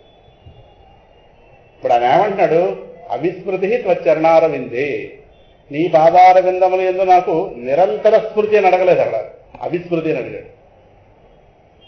నిరంతర స్మృతి కంటే అవిస్మృతి చాలా గొప్పది. చాలా తెలివైనవాడు కులశేఖరరావు, సామాన్యుడు కాదు ఆయన. చాలా మంది బాబా ఆయన విశిష్టాద్వైతులు అనుకుంటారు, కానీ తెలియకుండా ఆయన గారు పరమాత్మతో అద్వైత సంబంధాన్ని కోరాడు. నా విషయంలో నాకు అవిస్మృతి ఎప్పుడు ఉంటుంది, ఉంది అవిస్మృతి. నీ పాదార విందములకు సంబంధించిన అవిస్మృతి నాకు కావాలంటే దాని అర్థం నువ్వు నేను ఒకటవ్వాలి అంతే. ఇది రహస్యంగా అడుగుని ఉంచాడు ఆయన. బయటకు అమ్మని ఈ కోరిక చూపించాడు. పరమాత్మతో ఐక్యం పొందేదాకా విశ్రాంతి లేదు. ఈ ఎన్ని వేషాలు వేసినా ఇలాగ ఉంటుంది. అర్థమవుతుందా? చేప మళ్ళీ నీటికి చేరేదాకా దాని విశ్రాంతి శూన్యం. మాట అర్థమైంది కదా? కనీసం ఈ మాట ఇప్పుడు అర్థమైంది సరిపోతుంది. అందువల్ల దేహమే కొద్ది గట్టి చెప్తే బాగుంటుంది మాట. దేహమే మంచి మిత్రుడు, అవునా? విచిత్రం, దేహమే మొదటి శత్రువు. ఈ విషయం అర్థమైంది అనుకోండి, అప్పుడు దేహం మన మిత్రుడు అయిపోతుంది. ఇది తెలిసినా సాధనతో కూర్చుంటుంది కదా. సాధన చేయాలంటే మానవ దేహమే ఉండాలి. పశుపక్ష దేహాలు పనికిరావు. ఎందుకంటే ఈ దేహానికి ఆ పటుత్వం ఉంది, ఇంద్రియాలకు ఆ పటుత్వం ఉంది. అందువల్ల ఈ అవగాహన ఉన్న సాధకుడికి దేహం ఫ్రెండ్ అవుతుంది. సో వాడు 24 గంటల దేహాన్ని వాడుకుంటాడు. అందువల్ల వాళ్ళకి సాధన పూజ కూర్చోమంటే కూర్చుంటుంది, యజ్ఞానం కూర్చోమంటే కూర్చుంటుంది. సహకరిస్తుందా లేదా? అయితే తత్వత ఇది దేహమే మొదటి శత్రువు. ఈ అవగాహన ఉన్నవాడికి దేహం వాడికి సహకరిస్తూ పోతుంది. అందువల్ల మనకి ఈ దేహము, ఇంద్రియాలు, ప్రాణం, మనసు, బుద్ధి వీటి సహకారం లేకుండా పరమాత్మను పొందలేము. అందువల్ల సాధకుడైన వాడు తెల్లవారుగానే ఇంద్రియాలకి, వీటికి, వాటిని ప్రార్థిస్తాడు, నేను పరమాత్మను పొందాలి కనుక మీరు నాకు సహకరించండి. డెఫినెట్ సహకరి. అర్థమవుతుందా? అందువల్ల ముందు దేహమే మొదటి శత్రువు అంటే స్వరూపతః చెప్పిన మాట. నేను వేరు, అది వేరు, దానికి నాకు లింక్ పడిపోయింది. తర్వాత చూడండి, మరి అలాగని దేహం ఉన్నంతకాలం బంధాలు తప్పవు. చాలా లోతుగా రాశాను ఈ ఆర్టికల్ మాత్రం. తమాషా ఆర్టికల్ ఏం కాదు ఇది. దేహం ఉన్నంతకాలం బంధాలు తప్పవు. ఎందుకంటే దేహం పుట్టిందంటే ఒకరి వల్ల పుట్టింది. ఈ దేహాన్ని పుట్టినవాళ్ళు, కలిసి బతుకుతున్నవాళ్ళు, వస్తువులతో సంబంధం, ప్రాంతంతో సంబంధం, ఇళ్ళు వాకిళ్లతో సంబంధం. దేహం అంటేనే బంధాల నిలయం. తప్పదు. ఇప్పుడు సాధువు గారు ఉన్నారు, సాధువు గారికి నాన్నది లేకపోవచ్చేమో, కానీ ఆయన ఎక్కడో దగ్గర ఉన్నప్పుడు అక్కడ ఉన్న వాళ్ళతో సంబంధం ఉంటుందా? ఆశ్రమం వాళ్ళతో వెళ్తారు, ఎక్కడో ఒకటి ఉంటుంది. ఎక్కడ లేకపోతే అడవిలో ఉంటే పశుపక్షాదులతో ఉంటుంది. సంబంధం తప్పదు దేహానికి. సో దేహం ఉన్నంతకాలం బంధాలు తప్పవు. మరి ఎలాగా? క్రితం జన్మల్లాగానే ఈ జన్మను కూడా ఎట్టి భగవత్ ప్రాప్తి లేకుండా అర్థరహితంగా ముగించేయడమేనా? చాలా జన్మలు వెళ్ళిపోయి భగవత్ ప్రాప్తి లేకుండానే అర్ధరహితంగా ముగిసిపోయింది. మీరు ఎలా చెప్పగలరంటారేమో. ఇప్పుడు సిద్ధమయ్యాం కదా మళ్ళీ. భగవత్ ప్రాప్తి పొందిన వాడికి మళ్ళీ వాడికి పునర్జన్మ ఉండదు. పునర్జన్మ వచ్చిందంటే భగవంతుడు పొందలేదని అర్థం. మళ్ళీ ఇన్నుండో మాముపేత్య పునర్జన్మ దుఃఖాలయం అశాశ్వతం నాప్నువంతి మహాత్మానః సంసిద్ధిం పరమాముగతాః. నన్ను పొందినవాడు తిరిగి మళ్ళీ దుఃఖాలయము, అశాశ్వతమైనటువంటి ఈ దేహాన్ని మళ్ళీ పొందడు. 8వ అధ్యాయం భగవద్గీత చూసుకోవచ్చు కావాలంటే. అంటే దాని అర్థం తిరిగేసి చెప్తే నన్ను పొందకపోతే మళ్ళీ పుడతావరా బ్రదర్ అని చెప్పడం అంతే. అందుకని ఉంది. ఇప్పుడు ఈ రెండవ రెండే, రావడమా రాకపోవడమా. వచ్చిన తర్వాత ఏముంది, ఇక్కడే తిరుగుతాం. ఒక్కొక్కరు దేహాలు మారుతాయేమో కానీ ఏ పక్షి ఏ పంజరంలో ఉంది ఆ గొడవ పక్కన పెడతాం. పంజరంలో ఉందా లేదా అంతే. కొంచెం పెద్ద పంజరాలు, చిన్న పంజరాలు. డబ్బున్న వాళ్ళు తిరుగుతారు కొంచెం పెద్ద పంజరాలు, కొంచెం లోపల ఎక్కువ కదలవచ్చు. డబ్బు లేని వాడు చిన్న పంజరం. పంజరమే కాదా? మనం ఏం చూస్తా అంటే వీళ్ళ పంజరం పెద్దండి అంటే మంది పంజరం పెద్దదా చిన్నదా దృష్టే కానీ పంజరమా కాదా? అది పంజర దృష్టి జ్ఞానిది, సాధకుడిది. పెద్ద పంజరం అండి వాళ్ళది, ఇల్లు చాలా పెద్దండి. వాళ్ళు దానికి చేసుకున్న చాకరీ మీకు ఏం తెలుసు? పడుతున్నాగా చూస్తున్నాగా పెద్ద పెద్ద ఇళ్ల వాళ్ళు పడుతున్న యాతన చూస్తున్నాం. మనం గృహప్రవేశానికి వెళ్ళి దిష్టి పెట్టి వచ్చేస్తాం, అటు నుంచి అయిపోతుంది. వాడు నిమ్మకాయలు వేస్తే సరి అయిపోతుంది. ఆ రావాలి వాడు పడతాడు, నానా యాతన పడతాడు. చిన్నింట్లో పడుకుంటే గవర్నమెంట్ పెద్దళ్ళలో ఒకరున్నారు అనుకోండి, రాత్రిపూట దొంగతనం అయినట్టు. ఇంక వాళ్ళు ఏది కూర్చుంటే మీకు ఏం తెలుస్తుంది వాడి అవస్థ. మనం ఆయో పడుకుంటాం, ఉన్న 2 గదులు లేదు పడదా గోడ మీద ఏదో కదులుతున్నట్టు పడుతున్న వాళ్ళు ఉన్నారు తెలుస్తున్నాయి చెప్పొచ్చేసి. అప్పుడు వాళ్ళు ఏమకుండా తెలుస్తున్నా ఎందుకని ఇల్లు కట్టించుకున్నాం, ఆయన పూర్వం ఇల్లే బాగుంది అనేవారు. మనం వ్యక్తి పడుతున్న అవస్థ పూర్తిగా చూడడం, ఆ క్షణానికి చూస్తాం అంతే. మళ్ళీ అల్పదృష్టి. మన గొప్ప దృష్టి కాదు, అల్పదృష్టి. నానా గోలా పడుతున్నారు పెద్ద పెద్ద ఇళ్ళతో. పోలండి అలా ఉండేవాళ్ళు. ఏం తప్పుతుంది? ప్రారంభం ఉంటే వచ్చేస్తుంది. అందువల్ల భగవత్ ప్రాప్తి లేకుండా అర్థరహితంగా ముగించేయడమేనా? అలాగని ప్రారంభాలకి ఎదురెళ్ళగలమా? ప్రారంభాలు ఉన్నాయిగా. ప్రారంభం అంటూ ఉన్నప్పుడు ప్రారంభం కూర్చోబెట్టేస్తున్నాం కదా మనిషి. ఇప్పుడు ఎంత గొప్ప సాధకుడు నుండి ప్రారంభం మీద పడితే జీవితం తిరగకూడదు. ప్రారంభమే పెద్ద శత్రువు. ఎప్పుడు ఏం చేస్తుందో అర్థం కాదు. అది అనుకూలమైందా అలా విడుతుంది. ప్రారంభాలకు ఎదురయ్యే శక్తి ఎవరికి. సో ఇక్కడ పెద్ద క్రైసిస్. ఇప్పుడు దేహం మొదటి శత్రువు. అలాగే దేహం ఉన్నందుకాల బంధాలు తప్పు. భగవత్ప్రాప్తి లేకుండా జీవితాన్ని అలా ముగించడమా అని ప్రారంభాలకు ఎదురెళ్ళాలా? కనుక ఈ సమస్య ఎవడు పరిష్కారం చూపిస్తారు? అంతర్యామి పరిష్కారం చూపించాలి. అంతర్యామి అంటే భగవంతుడు, సర్వవ్యాపైన వాడు. అయితే ఆయన గారు ఎందుకు చూపిస్తాడు? ఆయన గారు మన మీద శ్రద్ధ ఏంటి? ఆయన కర్మఫలం ఇస్తారు, కర్మఫలం ఇచ్చేవాడే కానీ మన మీద స్పెషల్ అటెన్షన్ ఆయనకి ఎందుకు ఉండాలి? ఎందుకంటే అంతర్యామి పరిష్కారం మనం ఎంత మేరకు భగవంతుడు ఎవరి విషయంలో ఉంటే వాళ్ళ విషయంలో కల్పించుకోడు చెప్పాడు కదా. సమోహం సర్వభూతేషు నమే ద్వేషి వస్తే నా ప్రియ. మన భక్తి ఎంత మేరకు ఉంటే పరమాత్మ యొక్క ఇన్వాల్వ్మెంట్ అంత మేరకే ఉంటుంది. ఏ భజంతి తుమాం భక్త్యా మైతేతేషు చాప్యహం. 9వ అధ్యాయం భగవద్గీత. నేను అందరి విషయంలో సమానమే. నాకు ఇష్టుడు అయిష్టుడు అన్న భావాలు లేవు. వాళ్ళ కర్మ ఫలితం. అయితే నా యందు భక్తి చేసే వాళ్ళు ఎవరైతే ఉన్నారో వాళ్ళ విషయంలో మాత్రం నాకంటే ఒక ప్రత్యేకమైన ప్రీతి ఉంటుంది. అయితే ఎంత భక్తి? ఎంత భక్తో ఇప్పుడు ఎంత డబ్బు ఇస్తే అంతే వస్తువు వస్తుంది అన్నట్టు మనం ఎంత భక్తి పెడితే అటు నుంచి పరమాత్మ యొక్క ప్రీతి కూడా అంతే ఉంటుంది. పరిపూర్ణ భక్తికి పరిపూర్ణమైన ప్రీతి. అదే యోగక్షేమం మహామ్యహం. వాడి సమస్త యోగక్షేమాలు నేనే చూసుకుంటానంటే అది పరిపూర్ణ భక్తి. అది అంతేగాని ఈ మాత్రం ఆ మాత్రం భక్తిగా ఆ శ్లోకం చదవడానికి వీళ్ళది. అన్యాశ్చింత ఎంత అక్కడ కండిషన్స్ చెప్పాడు ఆయన. ఇప్పుడు మనం ఏదైనా అగ్రిమెంట్ సంతకం పెట్టామని పైన కండిషన్స్ ఉంటాయి. అన్ని చదివి సంతకం పెట్టండి అంటారు.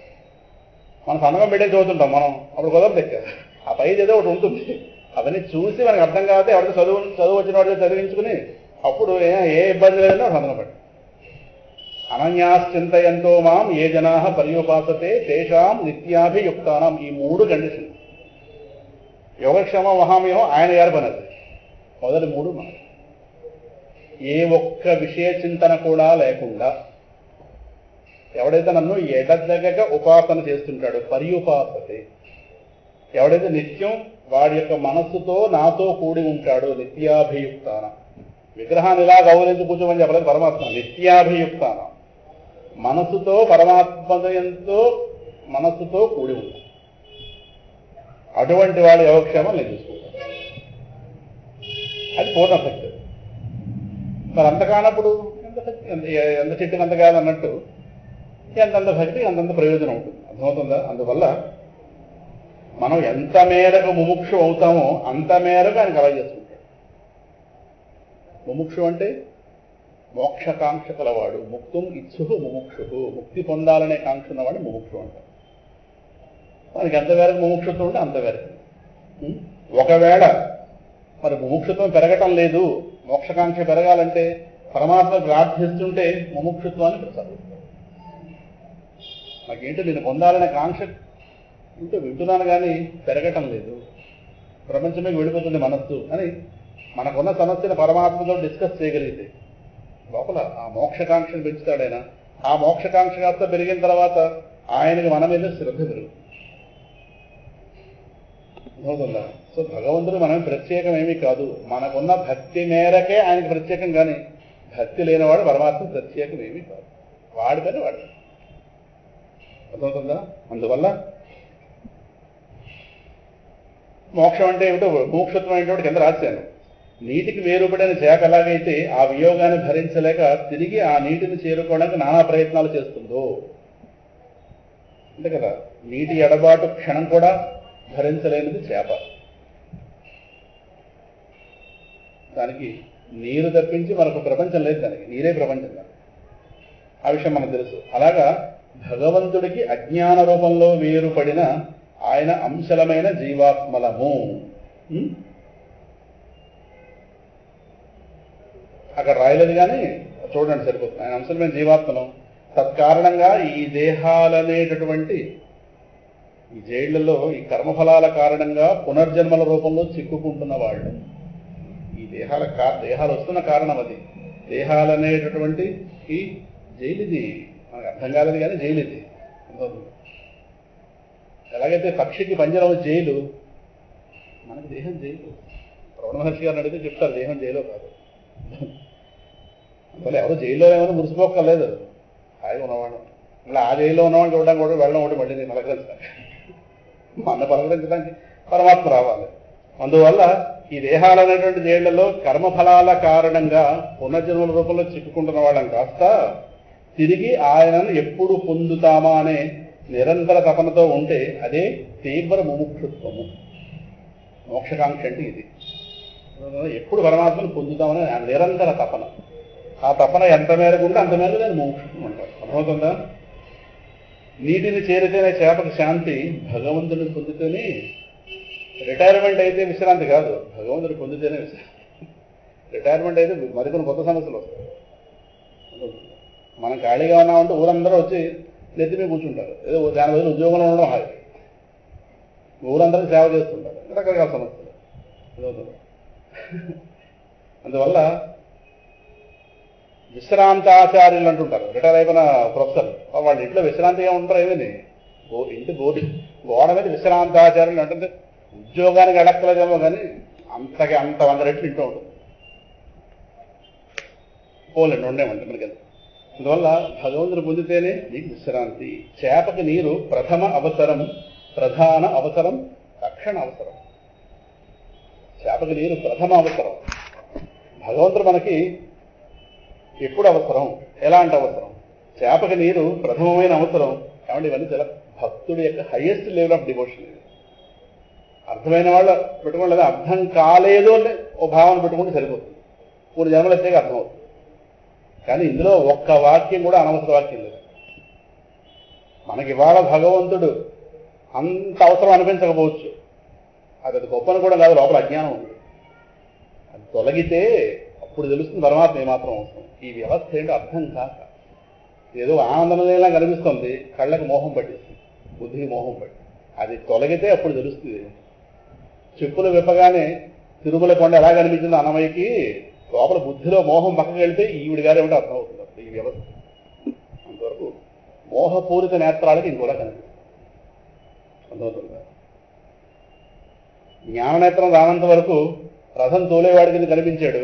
జ్ఞాననేత్రం రాగానే విశ్వస్వరూపుడిగా కనిపించాడు అర్జునుడికి కృష్ణ పరమాత్మ కదా. జ్ఞాననేత్రం ఇచ్చాడు, ఆయన గారు ఏమిటో అర్థమైంది. అంతవరకు రథం తోలేవాళ్లే కనిపించాడు, రథ చోదకుడి కింద.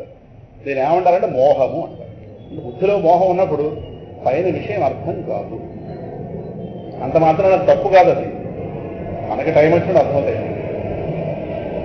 అర్థమైన వాళ్ళకి అర్థమైంది.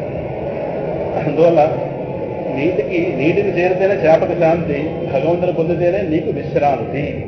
నీరు, చేపకు నీరు ప్రథమ అవసరం, ప్రధాన అవసరం, తక్షణ అవసరం. మనకు ఎలాగైతే ప్రాణం అన్నది తక్షణ అవసరం, ప్రాణం పోతున్న వ్యక్తికి మళ్ళీ ప్రాణం రావడం అన్నది తక్షణ అవసరం. ఒక అరగంట పోయికో గంట పోయికో కాదు. భోజనం ఆలస్యమైనా పర్వాలేదు, నీళ్లు ఆలస్యమైనా పర్వాలేదు, ప్రాణము ఆలస్యం అవ్వడానికి వీల్లేదు కదా. అందువల్ల వీటికి ప్రయారిటీ ఉంది. భోజనం ముందా, నీళ్లు ముందా, ప్రాణం ముందా అంటే ముందు, తర్వాత నీళ్లు, తర్వాత భోజనం, ఆర్డర్ ఉంది. అందువల్ల ప్రథమావసరం, ప్రధాన అవసరం, తక్షణ అవసరం. ఆ నీటిలో భాగంగానే ఇతర అవసరాలు తీర్తే కనుక, చేప కూడా ఇతర అవసరాలు ఉంటాయి, ఆహారం కావచ్చు, ఇంకోటి కావచ్చు, కానీ అవన్నీ నీళ్లలో భాగంగానే. అది మళ్ళాగా నీటికి బయట వెళ్ళి డిపార్ట్మెంటల్ స్టోర్ నుంచి బియ్యం తెచ్చుకోదు. అది నీటిలో ఉన్న షాపులోనే బియ్యం కొనుక్కుంటుంది. నీటిలో ఉన్న సినిమా తింటే సినిమా చూస్తుంది, అన్నీ నీళ్లలోనే. అర్థమవుతుంది. దానికి జలుబు వచ్చినా నీళ్లలో ఉన్న మెడికల్ షాపులోనే మిక్స్ కొనుక్కుంటుంది. నీళ్ళలో తిరుగుతుందిగా, దానికి జలుబు వస్తుందో, అది చలికాలం ఒకటి. ఏదన్నా అందులోనే దానికి దాటిందా జన్మ లేకుండా అర్థమైంది కదా. అలాగే ఆ నీటిలో భాగంగానే ఇతర అవసరాలు తీరుతాయి కనుక చేపకు నీరు కేవల అవసరం. ఈ పదం బాగా పట్టు. కేవల అవసరం. కేవలం అంటే అది మాత్రమే అర్థం. కేవల అవసరం. అలా భగవంతుడు మనకెప్పుడు కేవల అవసరం అర్థమవుతాడు ఆనాడే మన ఏకాంత భక్తులం. అందుకు ఆ శీర్షిక అర్థమవుతుందా? అర్థమైందా లేదా? చేపకు నీరు కేవల అవసరం అనాలి. తద్రీతి వివేకం కలిగిన వాడికి భగవంతుడు కేవల అవసరంగా అర్థం. ఇంకా వాడు అప్పుడు భగవంతుడు ఇచ్చేవాడికి వాడు ప్రలోభపడ్డు, వాడు ప్రహ్లాదుడు. ఎందుకంటే నాకు నువ్వు అవసరం, నేను నీకు దూరం అయ్యాను అజ్ఞానం కొద్దీ. నీ దగ్గర ఉన్నటువంటి వస్తువులు కాదు. చేప నీళ్లలో తిరుగుతున్నది, ఆ నీళ్లలో ఉన్నటువంటి రత్నాలు వీటికి లోభపడి అని అంటే అది అవివేకం. అది సముద్రంలో రత్నాలు ఉంటే ఉండొచ్చు అంటే ఆ రత్న గర్భుడు అని సముద్రాన్ని, వజ్రాలు వైడులు ఉన్నాయి మనకు తెలియదు. కానీ వాటికి ప్రలోభపడి చేప నీళ్లలో తిరగడానికి కాదు. నీటిలో తిరగకపోతే చేప ఉండలేదు. చేపకు నీరు ప్రాణాధారం, అందులో ఉన్న వజ్రాలు వైడూర్యాలు కాదు. అలాగే అనేక మంది కోరికలు తెచ్చే శక్తి నీ దగ్గర ఉంటే ఉండొచ్చు, నాకు అనవసరం, నాకు నువ్వే కావాలి. నువ్వు ఇచ్చేవి నాకు అక్కర్లేదు బాబు, నాకు నువ్వే కావాలి అని చెప్పేవాడు వాడు ఏకాంత. వీళ్ళు వదిలిపెట్టండి, నాకు అర్థం అవుతుంది, వదిలేద్దాం. ఎందుకంటే ఇక్కడ చక్కగా సంకల్పం బోర్డు చెప్తున్నాం కదా, ఇది అది అది చాలా చెప్తున్నాం కదా, అవన్నీ అందులో వదిలేండి. వదిలేస్తే గొడవ వదిలిపోతున్నారు. పూర్వం మొత్తం భక్తి జ్ఞాన వైరాగ్య సిద్ధి అంటే అది కూడా చేర్చారుగా. నెక్స్ట్ పెట్టుకెళ్ళడానికి మన మంత్రులు గారు అది కూడా పెట్టారు, సంతోషిస్తాం. మరి ఇట్టి తీవ్ర ముముక్షుత్వాన్ని బోధపరిచే రీతి, ఇప్పుడు విషయంలోకి వచ్చినారు. ఇట్టి తీవ్ర ముముక్షుత్వాన్ని బోధపరిచే రీతి బోధలు ఈ కాలంలో జరుగుతున్నాయా అంటే ప్రశ్నార్థకంగానే ఉంది. శీర్షిక రాసిందందుకు నేటి కాలం ఆధ్యాత్మిక ప్రచారకులకి సాధకులకి ప్రహ్లాదుడు ఏ విధంగా ఆదర్శం. ముముక్షుత్వాన్ని బోధపరిచే రీతి బోధలు ఈ కాలంలో జరుగుతున్నాయా అంటే ప్రశ్నార్థకంగానే ఉంది. ఏదో ఒకరిద్దరు కల్పిస్తే ఆ మాట కొంచెం అయిష్టంగానే రాశాను, మరి రాయితే బాగుండదని పెద్దగా సభలో చెప్పలేము. ఏదో ఒకరిద్దరు కల్పిస్తే సుమారుగా అందరు బోధకులు వాళ్లకున్న ఆయా గ్రంథాల ప్రజ్ఞాపాఠవాలను ప్రదర్శించడమే కానీ అంతా విన్నాక శ్రోతకు ముముక్షుత్వం పెరిగిందా అంటే వాడి తిరిగి మళ్ళీ దేహబుద్ధి పెరుగుతుంది. వాడికి ఇదే రమణ మహర్షి గారు పాయింట్ అవుట్ చేస్తుంది. వాడికి అంతా విన్న తర్వాత వైరాగ్యం పెరగాలి. వాడికి వేదాంత ప్రవచనం దేనికి? వివేకం పెరగాలి, వైరాగ్యం పెరగాలి. వాడికి ఏం పెరుగుతుందంటే కర్మాసక్తి పెరుగుతోంది, తెలియకుండా ఇంకో రకంగా ప్రపంచమోహం పెరుగుతోంది, ఏదో పెరుగుతుంది. వాళ్ళకున్న గ్రంథాల యొక్క ప్రజ్ఞాపాఠవాలు ఈ పద్యాలు అటు తిరిగేసేస్తారు, ఆ శ్లోకాలు ఇటు తిరిగేసేస్తుంటారు, వీళ్ళదేదో ప్రదర్శిస్తున్నారు. అంతా అయిన తర్వాత ఏమనిపిస్తుంది చెప్తున్నా, నాకు ఒకనాడు ఎలా అనిపించిందని చెప్తున్నాను. వాళ్ళలాగా నేను వేదాంతం చెప్పే స్పీకర్ నవ్వాలనిపించింది ఒకనాడు. చూడండి, వాళ్ళ దగ్గర ఏదో విని జ్ఞానం పొందడం కాదు, వీళ్ళలాగా స్టేజ్లెక్కి ప్రవచనాలు చేయాలి. ఓ క్రికెటర్ని చూస్తే పిల్లవాడికి క్రికెటర్ అవ్వాలి ఎలా అనిపిస్తుందో అలాగే ఒక ఆయన చూసి గతంలో నేను వీళ్ళగా వేదాంత ప్రవచనాలు చెప్పాలి 10,000 మంది మధ్య కూర్చుని ఇదే దీనిగా వేదాంతం అంటే ఆనాడికి అలా అర్థం. నలుగురు వాళ్ళని చూసి అప్పట్లో కొట్టగానే సో మేము ఎప్పుడు ఇలా ఎప్పుడు సభలు చెప్తామో మేము కానీ ఈ కోరిక లోపల ఉండిపోయి వీడు రాబోయే జన్మలు వీడు సిద్ధమవుతాడు. ఇలా జన్మతాడు. లేదు మరీ తీవ్రంగా ఉంటే రాత్రి కళ్ళలో ప్రవచనం చెప్పేస్తాడు. ఆ కళ మనం అందరం కూర్చుంటాం. కళ ఒకటి ఉంది కదా, అంటే ఎక్కడొక్కడ ఆ కోరిక యొక్క తీవ్రత పరమాత్మ తగ్గించకపోతే వాడు బతకలేడు. అందువల్ల ఒకసారి ఆ ముచ్చట తీర్చేస్తాడు. ఆ ప్రవచనంలో షణ్ముఖ శర్మ గారు, రాగండి కోటేశ్వరరావు గారు, జరిగిపాటి వారు ఫ్రంట్ లైన్లో కూర్చొని వీడు చేస్తుంటాడు కాస్త. అందరూ వాడు అభ్యసి పెట్టి వాడు రాసుకుంటుంటారు పాప పాయింట్లని. ఓ తృప్తి పడతాడు అలా లేవగానే మొత్తం మీద. మరి ఏం చేస్తాం, మోహాలు అలా ఉంటే అలాగే ఉంటాయి. అందువల్ల ఇంత విన్నాక శ్రోతకి ముముక్షుత్వం పెరిగిందా లేదా అంటే ఏమో అనాల్సి వస్తుంది. ఈ మాట మాత్రం చాలా భయంకరమైన మాట. తిరగేసి వాళ్ళే అంటున్నారు మోక్షం ఇప్పట్లో వచ్చేది కాదని. ఆ మాట అన్నవాడిని నా దృష్టిలో తీసుకుని సముద్రంలో పడేయాలి. అది ఎవరవనివ్వండి. ఆ మాట అన్నాడో వాడిని తీసుకెళ్ళి జనాల మధ్యలో ఉంటే ప్రమాదం. వాళ్ళు నిరాశావాదులు అంటారు. వాళ్ళు అది అంటే వాళ్ళకి ప్రమాదం అర్థం కాలేదని అర్థం. తర్వాత మాట రాశాను. అందుకే ఈ రాస్తున్నప్పుడు నా బుర్రలో 2-3 తిరిగారు, అందువల్ల రాశాను. మోక్షం ఎప్పట్లో వచ్చేది కాదని. అంటే వాళ్లే పెద్ద బంధం మనకి. వాళ్ళ దగ్గర ప్రవచనం వెంట మనకు వస్తాం.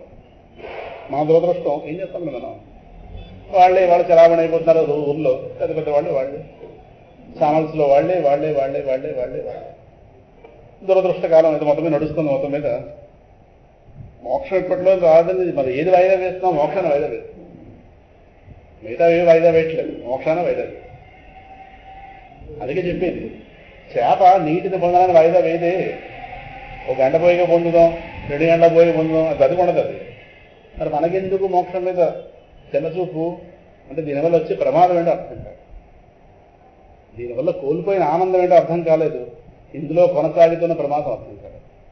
వీళ్ళకి అలాగే అర్థం కాదు. శ్రోతకి వక్త నువ్వేం చేస్తున్నావు, నువ్వు చెప్పాలి దాన్ని. నిద్ర ఎందుకు కూర్చున్నారు 2 గంటలు వాళ్ళ సమయం మిగతా పనులన్నీ ఆపుకుని నిద్ర కూర్చున్నారంటే నువ్వు వాళ్ళ వివేకం పెంచొద్దా, వాళ్ళకున్న ప్రమాద స్పృహ వాళ్ళు పెంచొద్దా? పెంచడం మానేసి ఇప్పట్లో రాదు నువ్వు చెప్తే దేనికైతే నువ్వు ఇంకా నువ్వు చెప్పడం జరిగి మేము వినడం జరిగి మా కర్మ.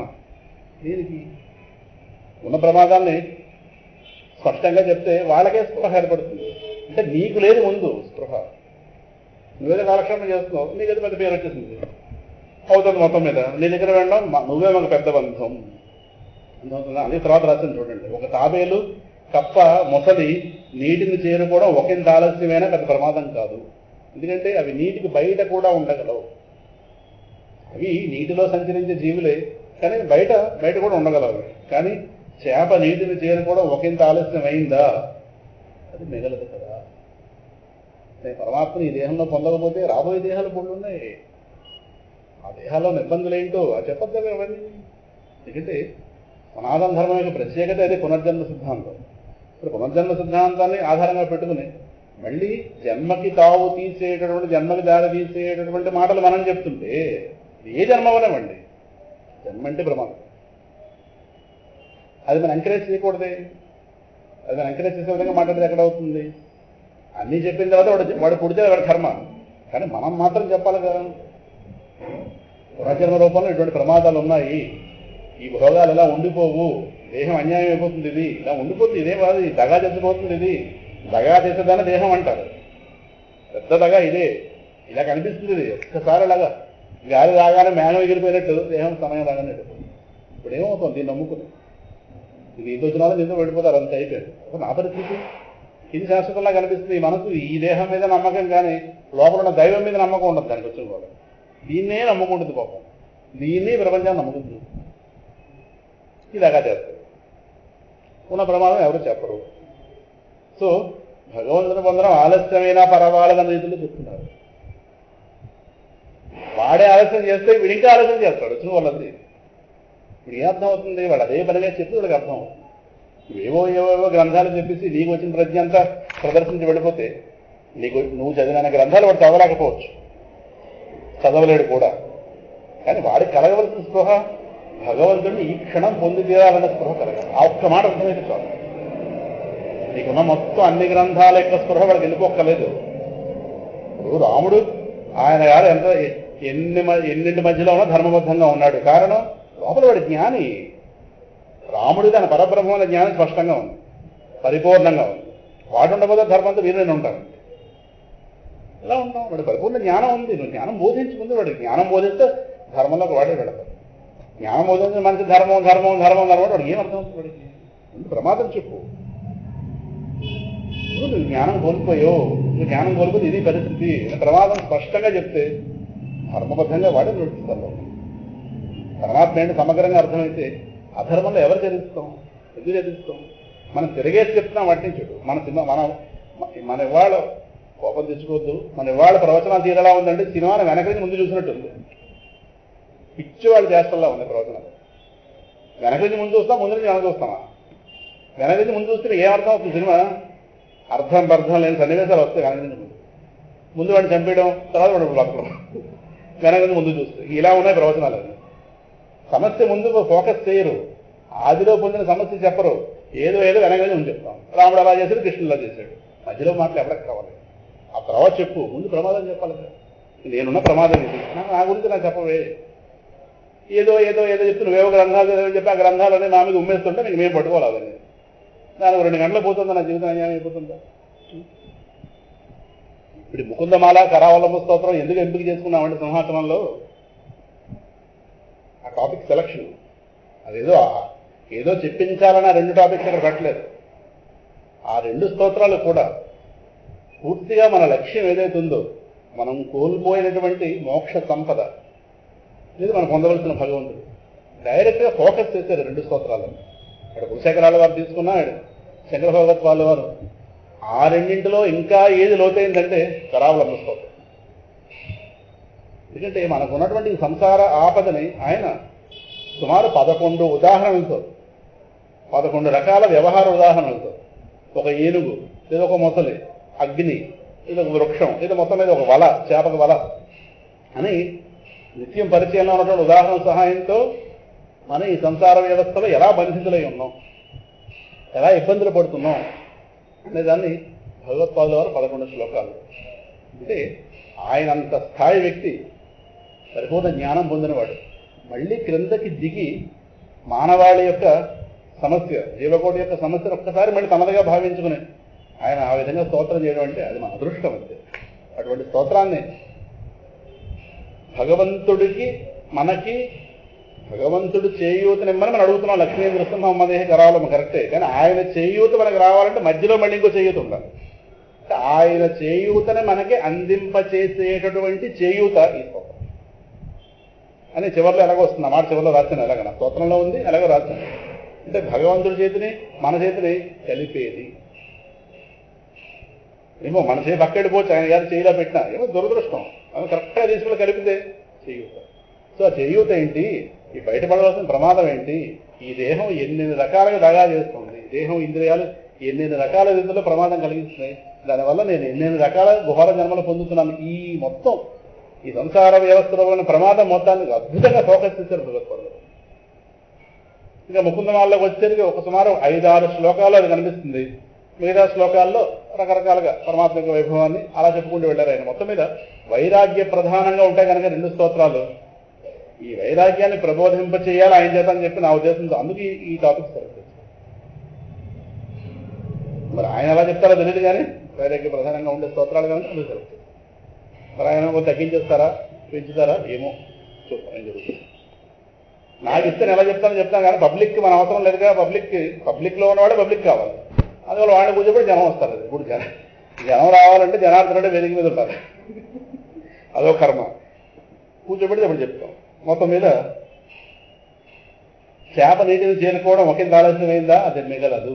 కానీ కరావలంబ స్తోత్రాన్ని 2-3 వ్యాఖ్యానాలు చూశాను, చాలా ఘోరంగా చెప్తున్నారు. చాలా ఘోరంగా, చాలా ఘోరం. ఒకడు మొసలి పళ్ళ మధ్యలో ఇరుక్కుని ఉన్నాడు. ఒకడు ఊహించండి మీరు, వాడు దేని నుంచి బయటపడడానికి ప్రయత్నం చేయాలి. అబ్బా బాగా చెప్పారు కదా. ఆ సమయంలో వాడికి ఆ మొసలి కూరల్లో ఒకటి పుచ్చిపోయింది. వాడు అంటట ఇది మార్చి బంగారం పెడితే బాగున్నాడు. అలా ఉంది మన వ్యవహారం. ఇప్పుడు మీరు స్తోత్రం దేని చేస్తారు, నన్ను దాంట్లో బయటకు లాగని చేస్తారా, ఈ పన్నును బంగారం పన్ను మార్చి లక్ష్మీ నృసింహ అంటారా? అది దిక్కుమాల వ్యాఖ్యానాలు అలా ఉన్నాయి లోకంలో. ఏం చెప్తారు, బాగా అర్థమైంది. ఆ పుచ్చిపోయిన పన్ను చూసేట ఏది ఆ పళ్ళల్లో ఉన్నప్పుడు అమ్మ చేసి ఇది అసలు డెంటిస్ట్ ఏమో పుచ్చిపోయింది ఏంటని చెప్పి ఇది బంగారం కింద మారిస్తే బంగారం పొన్న కట్టిస్తే ఎవరికి, మొసలికి. సో మొసలికి బంగారం పొన్న కట్టించు లక్ష్మీ నృసింహం అమదేహి కరావలంబం. ఇది కరావలంబం. ఇది వ్యాఖ్యానాలు ఇవాళ రోజు లోకంలో నడుస్తున్నాయి. నన్ను దానికి బయటకు రాగరా అని అడగాల. స్తోత్రం ఆయన రాసింది దేనికి, నన్ను దాని నుంచి బయటకు లాగని. ఇది ఇప్పుడు మనం చెప్తున్న వ్యాఖ్యానాలు ఏంటి, దాని కూరకి చక్కగా అందమైన బంగారం పన్ను పెట్టు అంటే ఇంకా బాగా కలుస్తుందని, అంతేనా? ఏమిటది? ఇది సోకాల్డ్ స్పీకర్స్ ఎక్కువ మంది 199.5 అర్థమైన వాళ్ళకి అర్థమవుతుంది. అందువల్ల చేప నీటిని చేరుకోవడం బాగానే వేరే ఎంతమంది అండి. ఒక్కసారి మీకు కూడా మొసలి నోళ్లలోకి వెళ్ళినట్టు ఫీలింగ్ వచ్చిందేమో, బాగానే వేరు. సంతోషం. ఇటు వెంటనే రెస్పాండ్ అయ్యారు, అది గొప్ప సంతోషం. టీవీ ఉదయం పూట భౌతికారికి ఒక ఆయన శుభయోగం అని ఆ మధ్య బుధవారం పూట కరావలంబ స్తోత్రం వ్యాఖ్యానం చెప్పేవాడు. ఘోరమైన వ్యాఖ్యానం ఇలా ఉంటాయి. ఆయనకి ఎలా అర్థమైంది అది. అందువల్ల ఎవరికి ఏమర్థమవుతుంది, భగవత్పాదుల వారు ఒక స్థాయి నుంచి రాశారు, ఒక ప్రయోజనం కోసం రాశారు. ఎవరికి వాళ్ళు వాళ్ళ ప్రయోజనాలు మనం పడేసుకుంటున్నాం. అది ఇంట్లో బంగారం ఉంది, ఇప్పుడు కూరలు లేవు కదా అని ఇంటి ముందు కూరలు పడతాడని చెప్పి ఈ బంగారం ఇచ్చేది కూరలు తెచ్చుకున్నట్టుంది వ్యవహారం. ఇంట్లో బంగారం పెట్టింది కూరల కోసం కాదు. మనకు అర్థమైంది. అందువల్ల ఈ కరావలంబ స్తోత్రం ఉన్న బంగారాన్ని అన్నిటికీ వాడేసుకుంటున్నాం. ఆయా వ్యవహార ప్రయోజనాలు వాడేసుకుంటున్నాం. ఆ వ్యవహార ప్రయోజనాలు తీర్చడం కోసం ఆయన రాశారనుకుంటున్నాం. తెచ్చిన వాళ్ళు అది నాకు చెప్పింది. అది లక్ష్మీ నృసింహం అమదేహి కరావలంబం దేనికంటే ఆ ముసలికి బంగారం పనులు తీసుకురావడానికి. మాకు ఇలా అర్థమైంది. అది ఇది లోకుల తీరు. ఇలా ఉంది. ప్రవచనకర్తల తీరు కూడా అలాగే. ప్రవచనకర్త ఏం చెప్తే కదా వినేవాడు అలా చేస్తాడు. ఇలా తయారైంది. నేటి కాలం చాలా మంది యొక్క ఏం చెప్పడానికి అక్కడే ఉంది. నేటి కాలం చాలా మంది యొక్క ఆధ్యాత్మిక బోధలు ఎలా ఉన్నాయంటే మనకి భగవత్ప్రాప్తి అన్నదాన్ని తాబేలు, కప్ప, ముసలి నీటిని చేరుకోవడం తరహాలో బోధిస్తున్నారు, కానీ చేప నీటిని చేరుకోవడం తరహాలో చెప్పడం లేదు. మాట అర్థమైంది కదా. అంటే కొంచెం ఆలస్యమైనా పర్వాలేదు. ఏది భగవత్ప్రాప్తి. డబ్బు నోరిలో ఉండిపోతుంది. మళ్ళీ డబ్బు మళ్ళీ ఆలస్యం అవ్వకూడదు. మళ్ళీ ఏమో ఏది ఆలస్యం అవ్వకూడదు. ఏది ఆలస్యం అయ్యేది, ఇంకా ఆలస్యం అయ్యే విషయం ఏంటంటే భగవంతుడు. అంత దౌర్భాగ్యంలో పడిపోయింది బుద్ధి కాస్త. పాపం మళ్ళీ తీసుకెళ్ళి వాళ్ళ దగ్గర పెడుతున్నాం ఆ బుద్ధిని. కానీ వాళ్ళు ఏదో పద్ధతిలో మళ్ళీ ఆ వాతావరణాన్ని బుద్ధిని నిలబెడుతున్నారు. ముముక్షత్వం పెరగటం లేదు. ఏదో తెలిస్తే మోక్షం కాదు. భగవంతుడేంటో సమగ్రంగా తెలిస్తే వాళ్ళు ఎవరు న్యాయాలు చెప్తారు, ఎవరో రకరకాలు చెప్తున్నారు. చెప్పగానే మనం కూడా వాళ్ళకి ఎవరు బిరుదులు ఇచ్చి వచ్చేస్తాం. మన అక్కడి నుంచి మనకేమిటి వచ్చింది వాళ్ళు బిరుదులు. సరే కొన్ని పేర్లు చెప్పాలని కానీ సభల్లో చెప్పకూడదు. అందువల్ల సభలో ఒక నియమాలు ఉంటాయి కదా. చాలా మంది యొక్క ఆధ్యాత్మిక బోధలు ఎలా ఉన్నాయంటే మనకు భగవత్ ప్రాప్తి అన్నదాన్ని తాబేలు, కప్ప, మొసలు నీటిని చేరుకోవడం తరహాలో బోధిస్తున్నారు అని, చేప నీటిని చేరుకోవడం తరహాలో చెప్పడం లేదు. మరి వాళ్ళకేం అర్థమైందో కానీ అంటే భగవంతుని పొందడం కొంత ఆలస్యమైనా పర్వాలేదు అన్న రీతిలో బోధలు ఉన్నాయి. నాకు తెలిసిన సత్సంగం ఉంది. ఆవిడ ఎంతసేపు ఆవిడ ఆ సంగతి తెలియదు కానీ కంగారు పడకండి. దేనికి? భగవంతుని పొందడానికి కంగారు పడకండి. ఆవిడ పెద్ద ఆవిడ సమాజంలో రకరకాల బోధలు వాళ్ళందరూ దృష్టిలో పెట్టి లేకపోతే కాదు.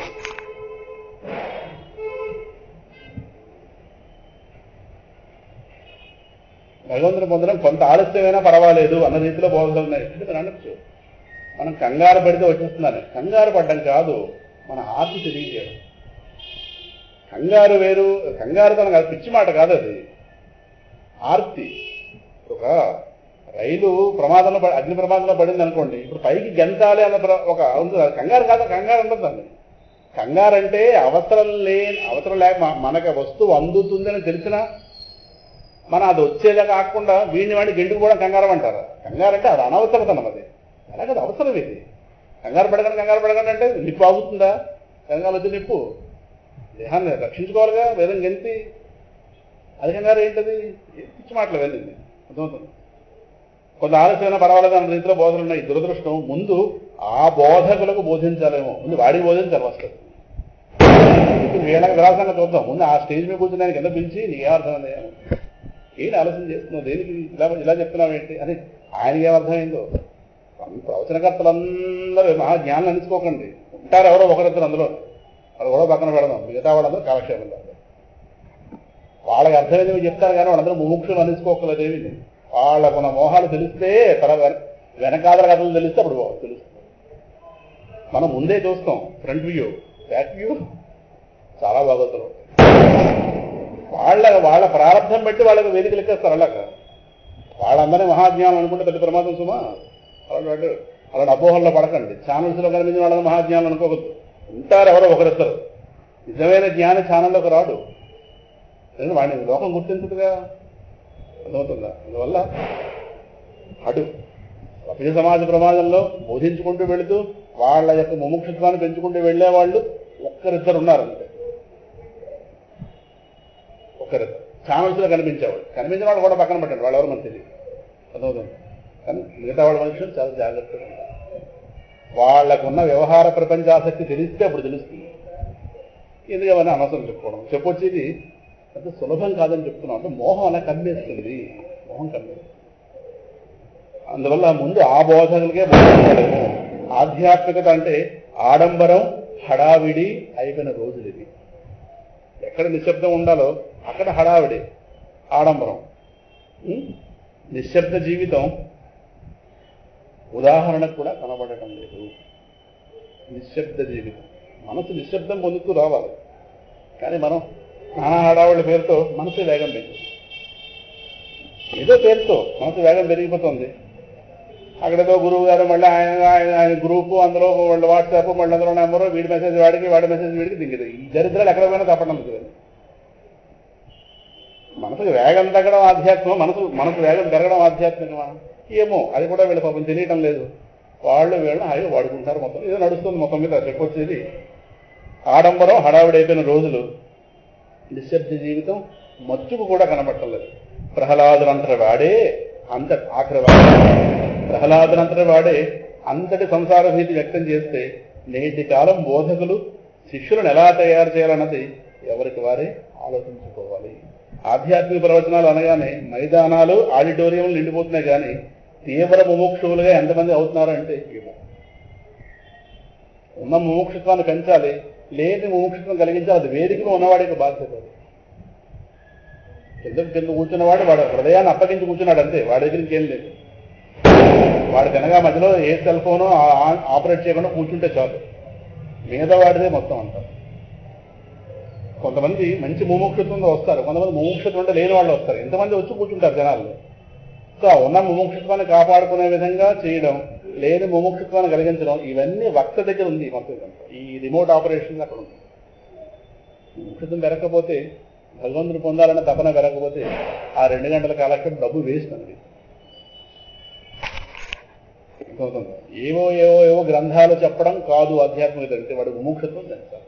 దానికి ఈ గ్రంథ జ్ఞానం సహకరించాలి. అర్థమవుతుందా? రామాయణం 24,000 శ్లోకాలు పెట్టేది కంఠస్థించడం కాదు. వాడికి అంత ప్రజ్ఞ ఏమీ లేదు, అంత అవసరం లేదు, అంత ప్రజ్ఞ వాడికి లేదు, అంత అవకాశం కూడా వాడికి లేదు. రాముణ్ణి పొంది తీరవలసిన ఆవశ్యకత పోతుంది. ఇది అర్థమైతే నన్ను అడిగితే వాడు 24,000 శ్లోకాలు రామాయణం కంఠస్థం పెట్టేవాడు కూడా గొప్పవాడు. వాడికి పరమాత్మని ఇప్పుడు పొందాలని ఆ జ్ఞానం వాడు కలిగింది అనుకోండి, వాడు అన్నది అన్ని ఆధ్యాత్మిక గ్రంథాలు చదివిన ఫలితం పొందినవాడు. అదొకటి లేనప్పుడు ఏం చేసుకుంటాం గ్రంథాలన్నీ? ఎందుకు ఏం చేసుకుంటాం? మనం ఏం చదివేసాం, అవి చదివేసాం, ముముక్షత్వం పెరిగిందా? అర్థమవుతుందా? అందువల్ల మైదానాలు ఆడిటోరియాలు నిండిపోతున్నాయి. కానీ తీవ్ర ముముక్షువులుగా ఎంతమంది అవుతున్నారో అంటే ఏమో. సరే, ఇంక వచ్చే వారం మిగతా విషయాలు వచ్చే వారం చూద్దాం.